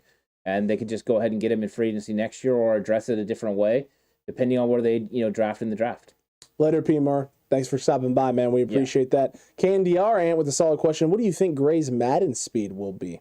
If I had to guess, I'm going to go with 93. I'm going to say 89. Ooh, 89. He ran a 4.33. Oh, I know that he ran a 4.33, Ant, but this is something that Madden tends to do. If there's not someone that's high on their radar, if they haven't watched a lot of film on a guy and don't understand the speed there, they will just give him kind of that baseline 89 number and be like, oh, we'll just see what happens. Yeah, well, odds of you seeing an update from Ocho Cinco that says, Danny Gray's speed is up to 92 or whatever right off the bat, because the dude's going to fly by somebody and make a big play down the field. Agreed with you there. I'm actually excited to see him in preseason, man. Him in preseason in this offense is going to be electric. Yeah, because I think they do have a specific role carved out for him, and this is what we talked about going into free agency, was get the quick guy that can make things happen in the open field, insert Ray McLeod, get the speed guy that can take the top off with Danny Gray. But Gray has a lot of versatility to do other things too, which was a nice value at 105. Very true. Brad Jones here with a solid question. After a week of digest, how are you guys feeling more about this draft class? I'm starting to really like it. In particular, the afternoon they paid the cornerback room to go along with bringing back Verrett and obviously not Josh Norman. So Brad, really loving this draft, especially after the Verrett signing. And I think you and I both felt pretty good about this draft after it happened. I was just about trying to understand some of the pieces that we weren't as familiar with probably the day after the draft. Yeah, I think anytime you get a surprise, you have an instant reaction like, what just happened? And then after that, you get into, the reasons why, and you start looking into the scheme fits, why they make sense for your football team. And that was one of the things I noticed about Davis Price right away, Ty Davis Price, was the fact that he was a scheme fit. I know he's working on getting better as a one cut and go guy, but the patience that he would show sometimes when the fray of the offensive line was around him was really ideal. And I did like what I saw out of that. So the initial shock was definitely there. 100%. I didn't know he was going to be on the football team. But the same with Nick Zakelj. Nick Zakelj, a huge shock. But when you got on the film and you really watched him in Fordham, and then you watched the Senior Bowl footage of him transitioning into guard, you saw all the reasons the 49ers liked him. And the fact that the area scout has been on Zakelj for 4 years, and they were willing to draft him, before this as well, means that he's somebody they definitely value, and he's a scheme fit for them. Correct. They value him, I think, I would say, I don't want to say more than some of these guys, but I think they value him significantly higher than I think any other team was looking at this kind of prospect. Yeah, I think so. And what you saw this year especially was the 49ers just stick to their board. Okay, I don't care what other people think. This is our value for the player, and I think that's where they kind of went with it. And I like the fact that they were able to stand fast with their beliefs and get the players that they wanted to fit their team. Very true. Another team that did that this year was the Patriots. Yeah, I love that. And Kyle Shanahan talked about the Cole Strange pick. And he said, he was a guy that the 49ers were wondering, like, hey, where's this guy's value going to be amongst the league? Because I believe the Niners had a similar value to Cole Strange, as a late 1, early 2 guy. There you go. So they had that value there. If he had fallen, into that second round at all, then there was a good chance the Niners may have tried to make a move for a guy like that. I just don't know if they would have chosen him over Drake Jackson, though. Because I hope Drake not. Jackson has elite traits. And, when we talked about your value, you have a quarterback has the number 1 value, and then it's guys who can either protect the quarterback or get after the quarterback. So Drake Jackson or an edge or an offensive tackle would have been the next ones. Interior offensive line, that's a little bit of a stretch, but the Patriots have the caveat of being able to take one of those players. Very true, Ant. Very true. Lou here. A&A, your player knowledge is money. Pretty impressive. Do you guys ever sleep? Yeah, every once in a while we take a little bit of a cat nap. No, you ever seen Twilight? We're like vampires. We just stay up all night. Yeah, no, I mean part of it is just there's a lot of time between for the whole draft process, and there's a lot of players, and there's still players we never saw, which is crazy. But when players were coming off the board, we did know most of them, but occasionally, and there were a couple that the 49ers picked that it was like who, what, when, where, and why. So we had to get into. And how did you know about this?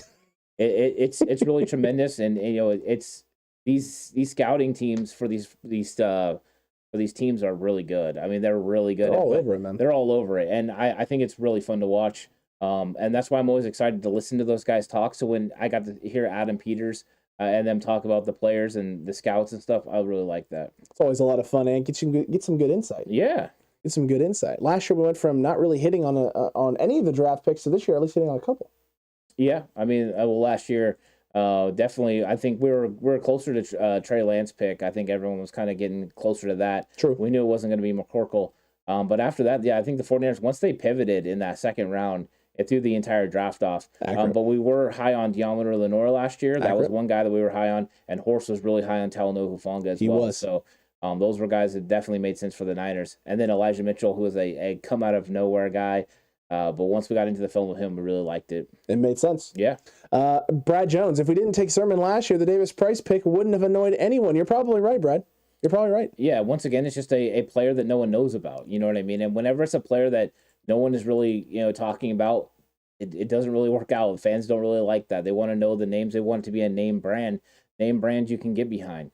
But players can quickly become name brands if they get in the right system. Look at Elijah Mitchell. He was not a name brand guy coming out of college. You know what he is now? A name brand. People know who he is. People are going to be interested in getting him in fantasy.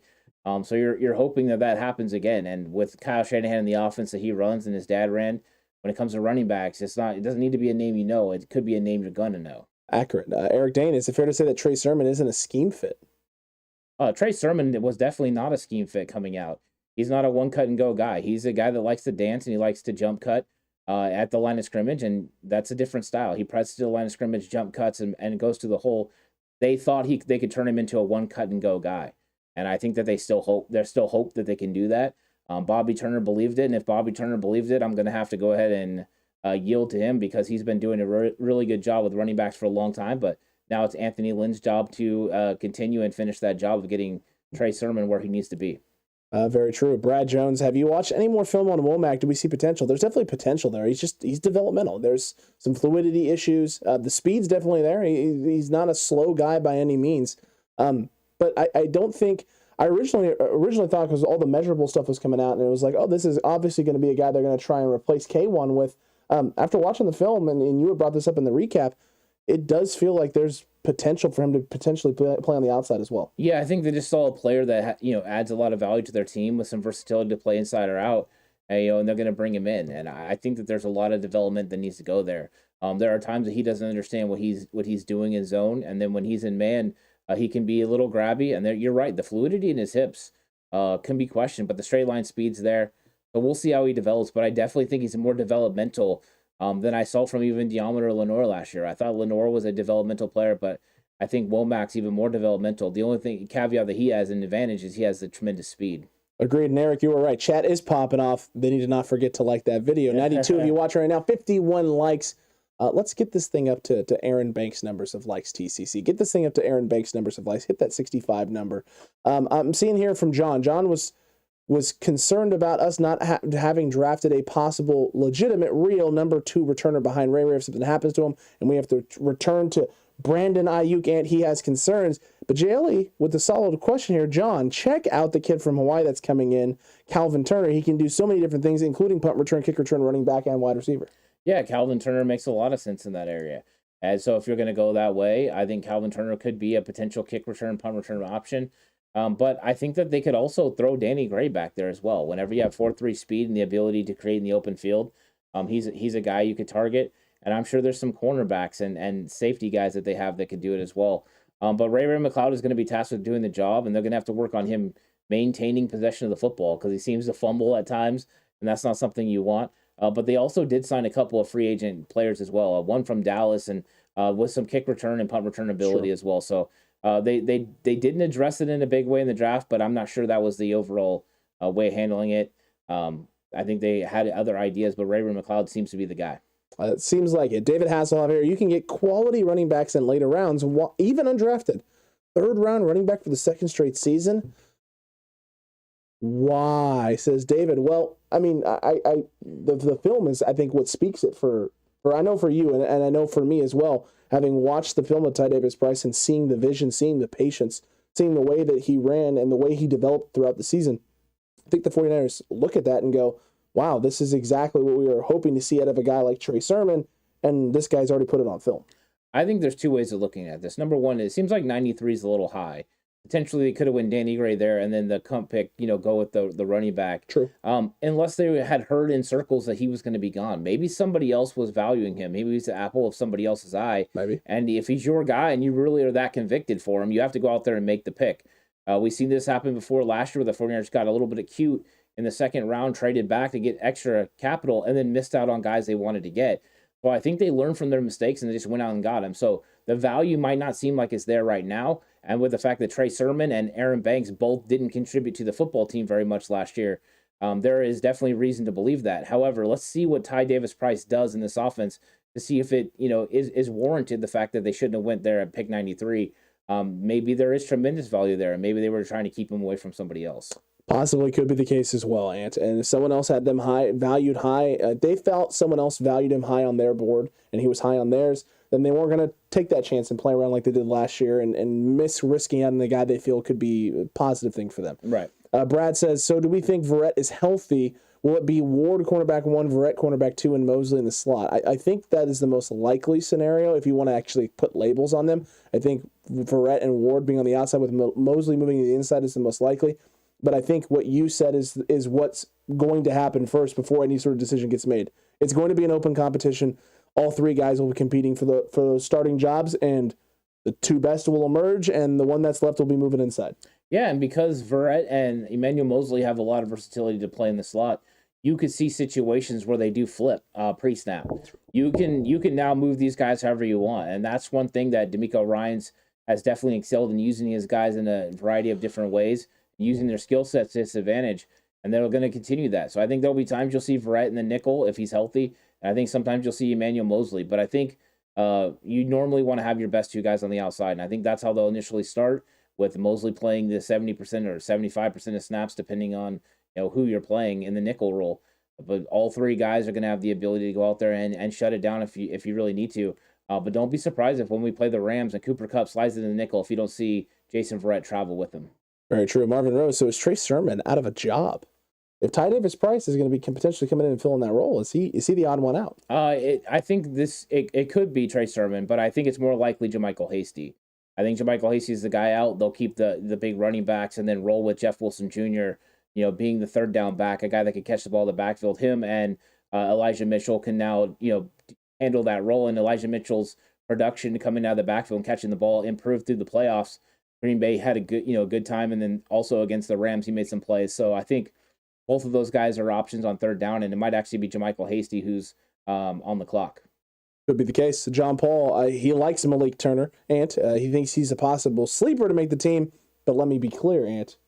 Sleeper. It's not going out there and putting it out on the limb. But John Paul says Malik Turner, a name to watch. There you go. Well, we'll watch Malik Turner. I think that's something exciting to do. And I think there's a lot of guys that potentially are sleepers on this 49er team. So it's going to be fun training camp and preseason to watch these guys. I think preseason games are going to be must watch. And you can't just watch till halftime now. You've got to watch the third and fourth quarter as well.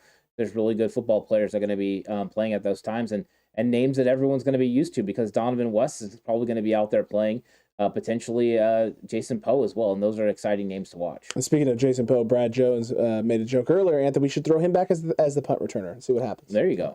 Yeah. Solid, adding to his versatility. Why not? Brad also said, according to someone in PFF circles, another team that runs Shanahan's offense were very high on Davis-Price. Yeah, that makes a lot of sense. It was. And if they were going to be picking in the the next few picks, maybe the Niners felt they couldn't wait till 105. 105 is a luxury pick. You got it from a coach moving on and getting another job.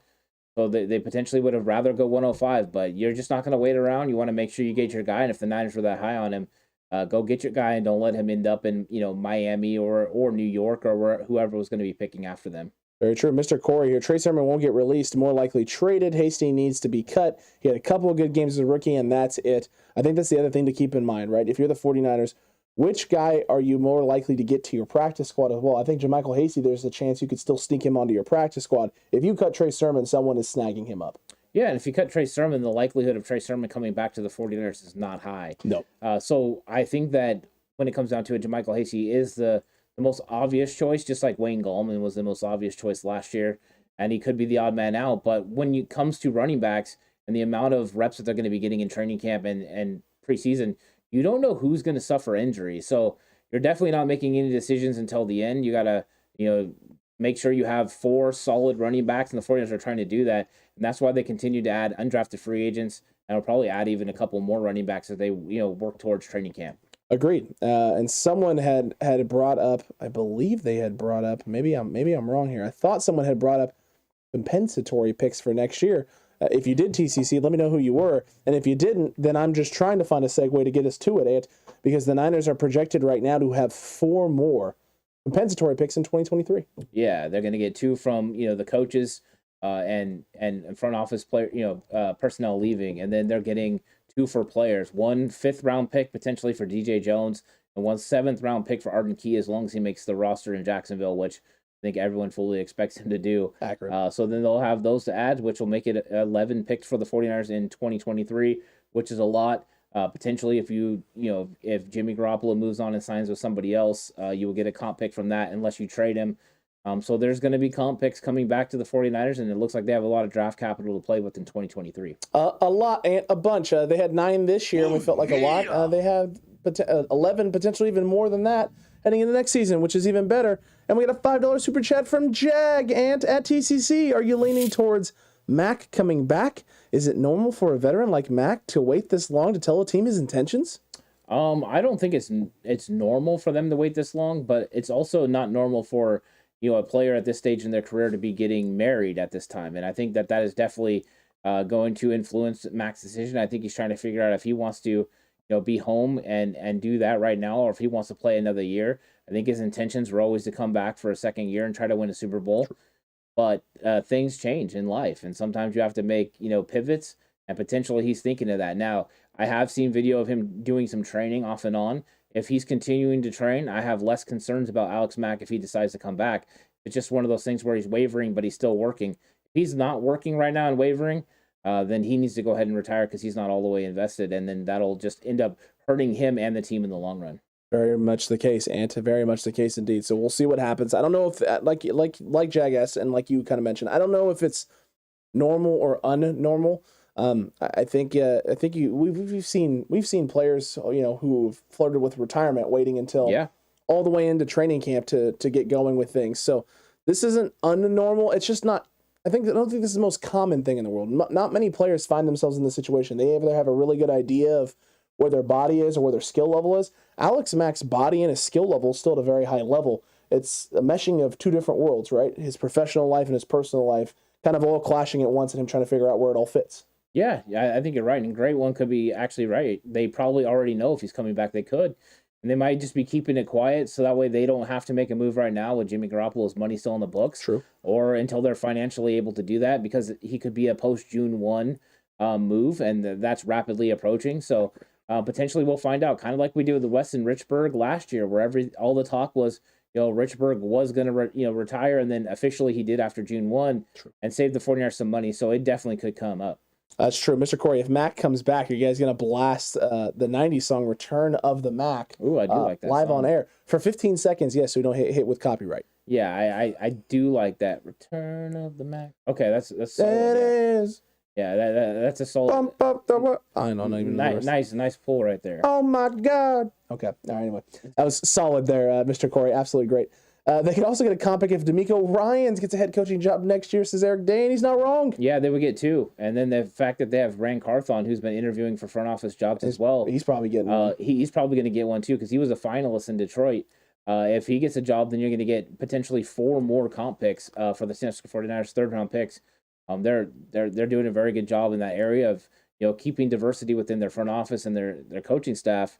And it's really benefited them when these players or these coaches go off and get other jobs. Very true. Animal Singh coming through with a Matt Breida greater than Hasty. Matt Breida could be a vet option running back they could sign as well. Matt Breida's got tremendous amounts of speed, and so in that regard, he's a better option than Hasty already. The question is, do the 49ers want that type of back in their system anymore? Everyone they're bringing in is size-wise is over 210 pounds. Everyone's playing with physicality. JaMychal Hasty's literally the outlier on this team. He doesn't fit what they do right now. I mean, everyone else is big. They're even asking Elijah Mitchell to get up to 215 pounds. So every one of their running backs are going to be 215 pounds plus. That's impressive. But all of them are 4'4", 4'5" guys. So it's a little bit of a change of philosophy. It looks like the 49ers plan on being the hammer, not the nail. Does feel that way, and they want to be the hammer. Marvin Rose said he likes the Bobby Darin song, Mack the Knife, better. And David Campbell coming through with I was just going to say that, Marvin. I think we're dating ourselves. Yeah. We're on the same wavelength there, Ant. Good old-fashioned brain rub over there between you two. Congratulations. Yeah, you got to love that. You got to love when you start dating yourself and it makes you feel old. You got to like that. 100%. All those picks will get us back in the first round in 2023, says Mr. Corey. Yeah, we'll see. We'll see what they want to do, what value they put on those picks, and how much it's going to take to move up. I think when it comes down to it, we'll see where the 49ers are selecting. If the 49ers are doing the same sort of thing where they're selecting at the end of the second round, I don't know if they're going to move all the way up into the first round. But moving up into the middle of the second round, is potentially something they could do. And we'll see how many guys are going to be on the roster, too. I think the salary cap's going to go up, and we'll see how they address it. We're definitely going to see how they address it. Marvin Rose is a young 71, Ant, and I'm an old 31. There's that. And there you go. You are an old 31. I am. I'm an old man. Yeah. They call you old plain face. Oh, no, I'm supposed to come back from that, man. That is just glorious. I've been absolutely roasted now. Good old plain face. Eric Dane, they gave him a lot of draft capital in the Trey Lance trade. but they're going to be getting some of that back with all of these comp picks. They are 100%. Yeah. That is 100% the case. And maybe that was the plan all along, right? We thought the Niners would be more aggressive. They really sat pat this year. They may even be sitting pat next season as well, knowing they're going to be losing. If the team continues to have success, you're going to be losing players, you're going to be losing coaching staff, and you're going to be getting so much draft capital back that it doesn't matter that you gave up these first-round picks for Trey Lance. You're going to have plenty of pieces and opportunities and options to fill holes in this roster. Yeah, and the likelihood of the 49ers adding 2023 draft picks after training camp is likely because they're going to be trading guys away. Edge rushers are going to be some they're going to trade away, potentially other draft picks that they had, because there's no way all 9 of these draft picks are making this football team. Some people are going to be gone, and if they're not gone, that means players from last year are going to be being moved, maybe Deommodore Lenoir or whoever. And I'm sorry, I don't want to really put his name out there in trade talks. I was just making it for instance, because they have an abundance of cornerbacks. I don't want anyone to think that I'm trying to trade Deommodore Lenoir, because I'm not.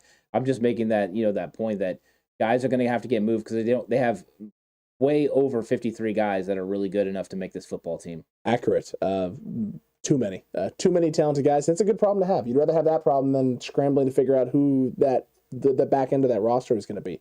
Animal asked, how confident are you with backup safeties if Jimmy Ward goes down?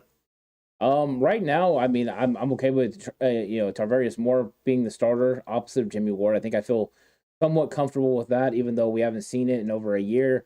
And there's definitely going to need to be some growth there from 2020. But I'm okay with Talanoa Hufanga playing in the box, but I think at that point you're asking him to be a strong safety and not a versatile safety like you did with Jaquiski Tartt.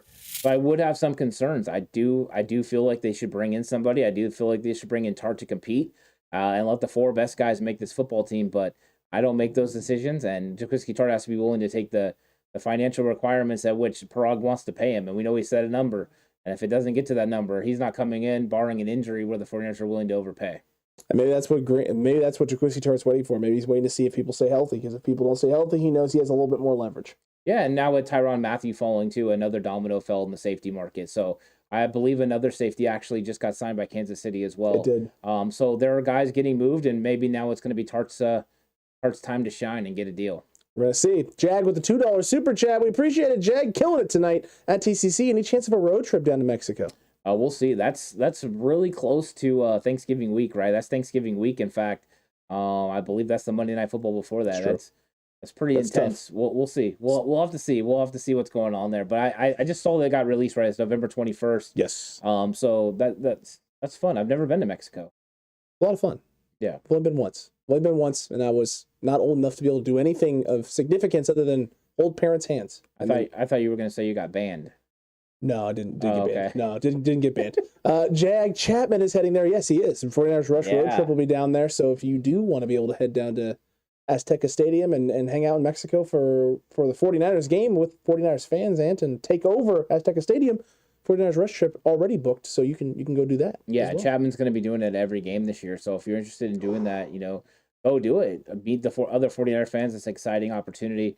He does a really good job with those things, and who knows, maybe this year we'll be able to land in one of those locations with him, and that would be a lot of fun. That would be a blasty blast, man. Zoe81 saying the $1 million backfield. Ooh, $1 million backfield, fantastic.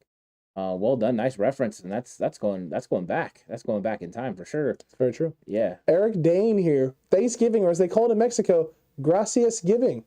Okay. I'm not gonna lie. I got family in Mexico. I've never heard him call it that before. So Eric, I'm gonna call BS. I'm gonna call BS on this right now. Eric is saying he has sources. A former scout told him. A former scout told him it's Gracias Giving. Well, hallelujah there. And, my friends insist I've been to Mexico with him, but I don't remember, Bobo. That's usually how it happens. If you were down in San Diego, there's a possibility. Yeah. Your friends might not be bluffing. They might not be. Yeah. You never know. You never know what's going to happen. But there's no reason to go to San Diego anymore. They don't even have a football team. Accurate. And no reason. You just stay in L.A. Yeah. Stay in L.A. Don't even need to go down there. Come on. I'm half right at least. Well said. Yes. Ooh, Joe the Jet Perry. Hugh the King McElney. Oh, my goodness gracious. We're dropping. Marvin Rose busting out with the $1 million backfield, which I love to hear about. I love it. Yeah. I absolutely love it. TCC, you've been absolutely killing it tonight. Look, we'll take a few more questions. So anything else that you want answered tonight for this live Q&A and all this news that broke today about the 49ers and crazy stories about Trey Lance and Deebo re-following the Niners on all of his socials, and Jimmy still being on the roster, and the Niners may be holding on to him. Like all the stuff that's been happening on top of the rookie minicamp schedule being released. Any questions that you have, leave them right now. We'll take a few more. Take a few more before we wrap up the night. Yeah, next Thursday is going to be exciting too because it's going to be the release of the schedule. The 49ers got, of course, one game already released, so there's 16 more games. I know they're going to kind of trickle them out next Thursday, but the full release comes at 5 p.m. So we'll be live for that, and that's going to be an exciting time as we're going to be able to talk about all the games, all the primetime games the 49ers are going to play, and finally, it's all going to make sense. It all will make sense. And David Campbell, who is your favorite 49er of all time? I think this is real easy for me. It's Joe Montana. I think Joe Montana is my favorite player of all time. I grew up in the heyday of Joe Montana. My dad was a huge fan, and I really loved everything about Joe. I had a Joe jersey, so it's easy for me to just say Joe Montana. Now, the interesting part is my favorite wide receiver of all time is John Taylor, though. Not Jerry Rice, but John Taylor. I was just really like the way he handled business and ran the football. I love Jerry, don't get me wrong, but for some reason, I just connected with John Taylor. Favorite 49er football player of all time is Jerry Rice for me. It's not close. I played wide receiver growing up. I just appreciated his work ethic, the way he prepared in the offseason, and then what he did in the football field. So someone who played wide receiver and who worked out a lot in the offseason, who was a connoisseur with route running and watching Jerry, wanted to mold my game after him, even though I had none of the skill sets necessarily to be Jerry Rice-esque. Was definitely a guy that I looked up to and appreciated the things he did for the game of football and what he did at the wide receiver room. Yeah, I love Jerry. Jerry is one of the most spectacular people I ever seen work, and going to training camp all those years, whether it was Redwood City, Rockland, or in Stockton at UOP, Jerry was always out working everybody else. He's just a spectacular person. Very true, very true. Animal here, do you guys think do you want them to keep Azeez or Dre Greenlaw next year, and can they keep both? I think you wait and see what happens during the season, and then I think you approach them both, and whoever's willing to take the cheapest contract, you go ahead and take them. No, I think that when it comes down to it, one of these guys is going to play better than the other. If Dre Greenlaw is able to stay healthy, I think he'll play a little bit better than Azeez Al-Shire, and I think that they potentially, if they can work out a contract, they will. But if not, then Azeez ends up being the cheaper option. They'll go that route. Very, very true, Ant. And my thought process is just that. Drake Greenlaw's healthy. He's going to be playing, I think, the next best at the linebacker position. He's the guy the Niners re-sign. I think Azeez has a good year, just won't be as good as Dre's. Azeez probably is the guy that ends up leaving. If the cap explodes higher than expected, then maybe there's a chance for them to keep both. But you still got to pay Nick Bosa as well. There's still some other guys you got to fill out and keep around. Yeah, you could potentially stagger their salaries so they're opposite of each other in the years that they hit, but it would take some work, and they would definitely have to do that and know that the cap is going to explode. Very, very true, Anth. It's going to be very interesting there. Let me see. There was a couple of good questions.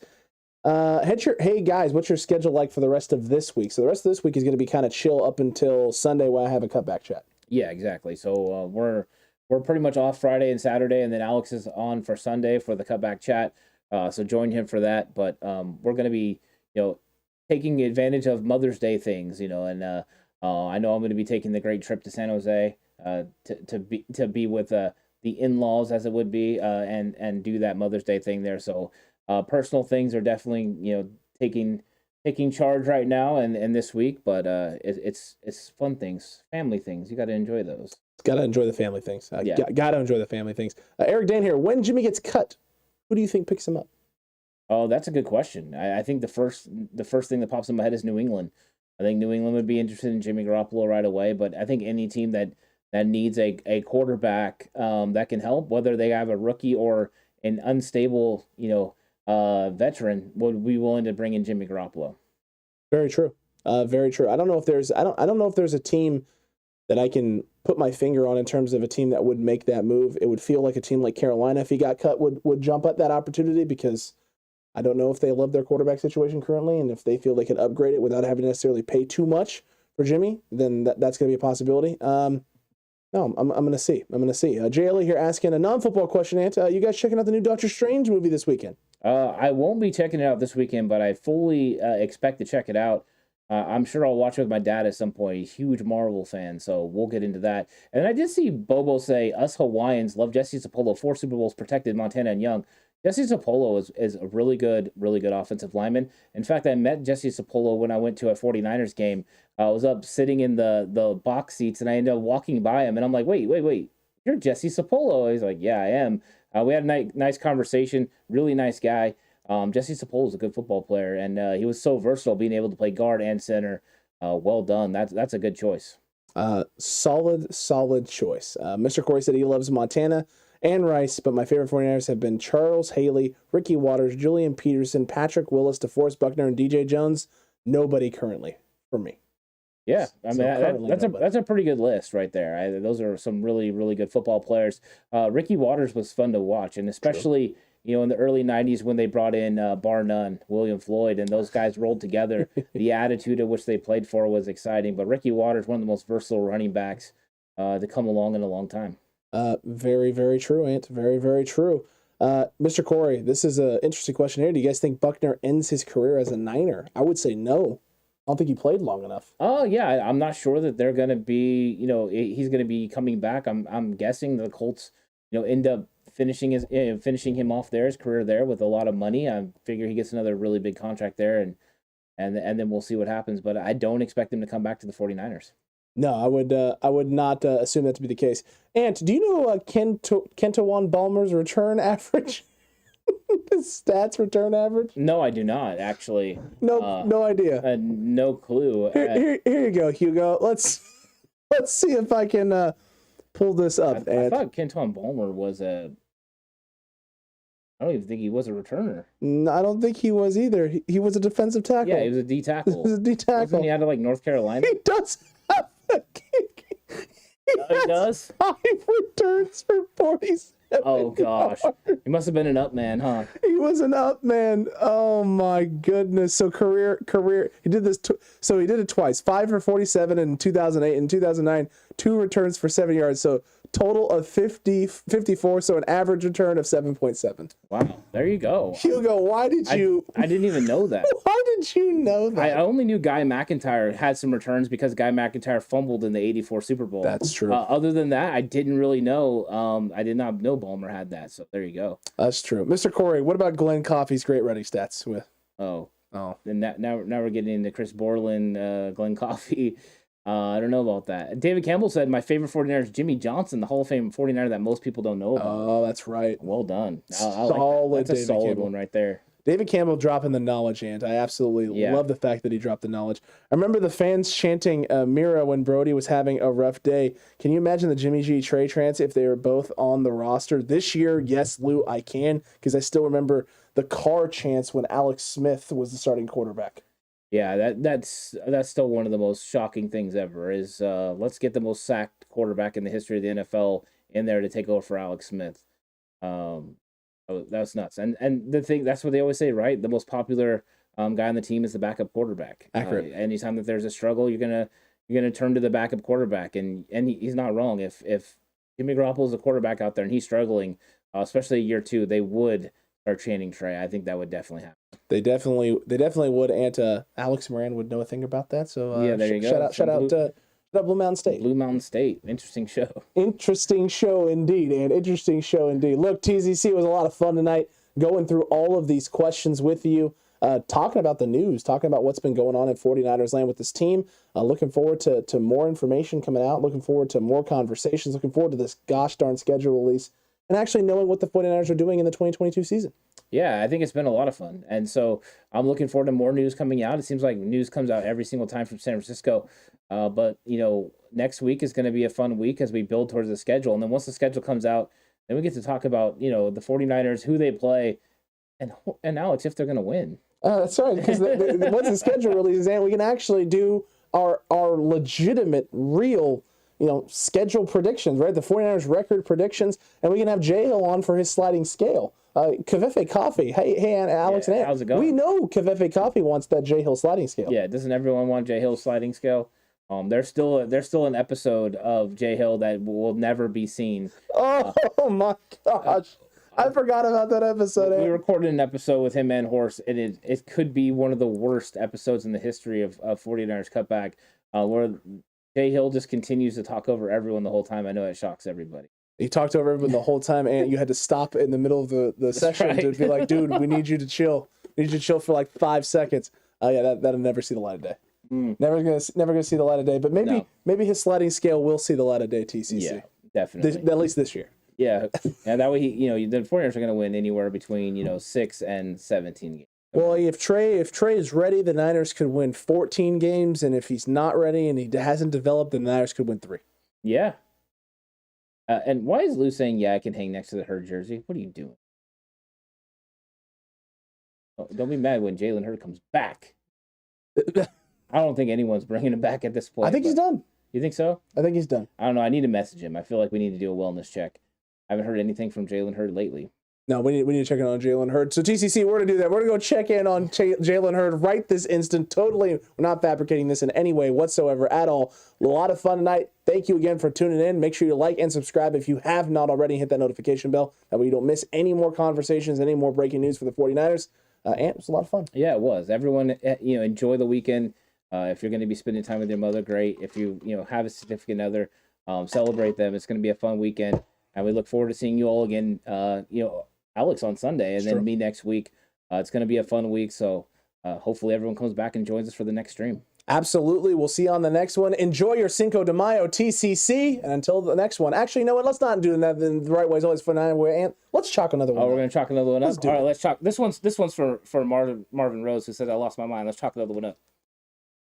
Later, TCC. Marvin Rose. There you go.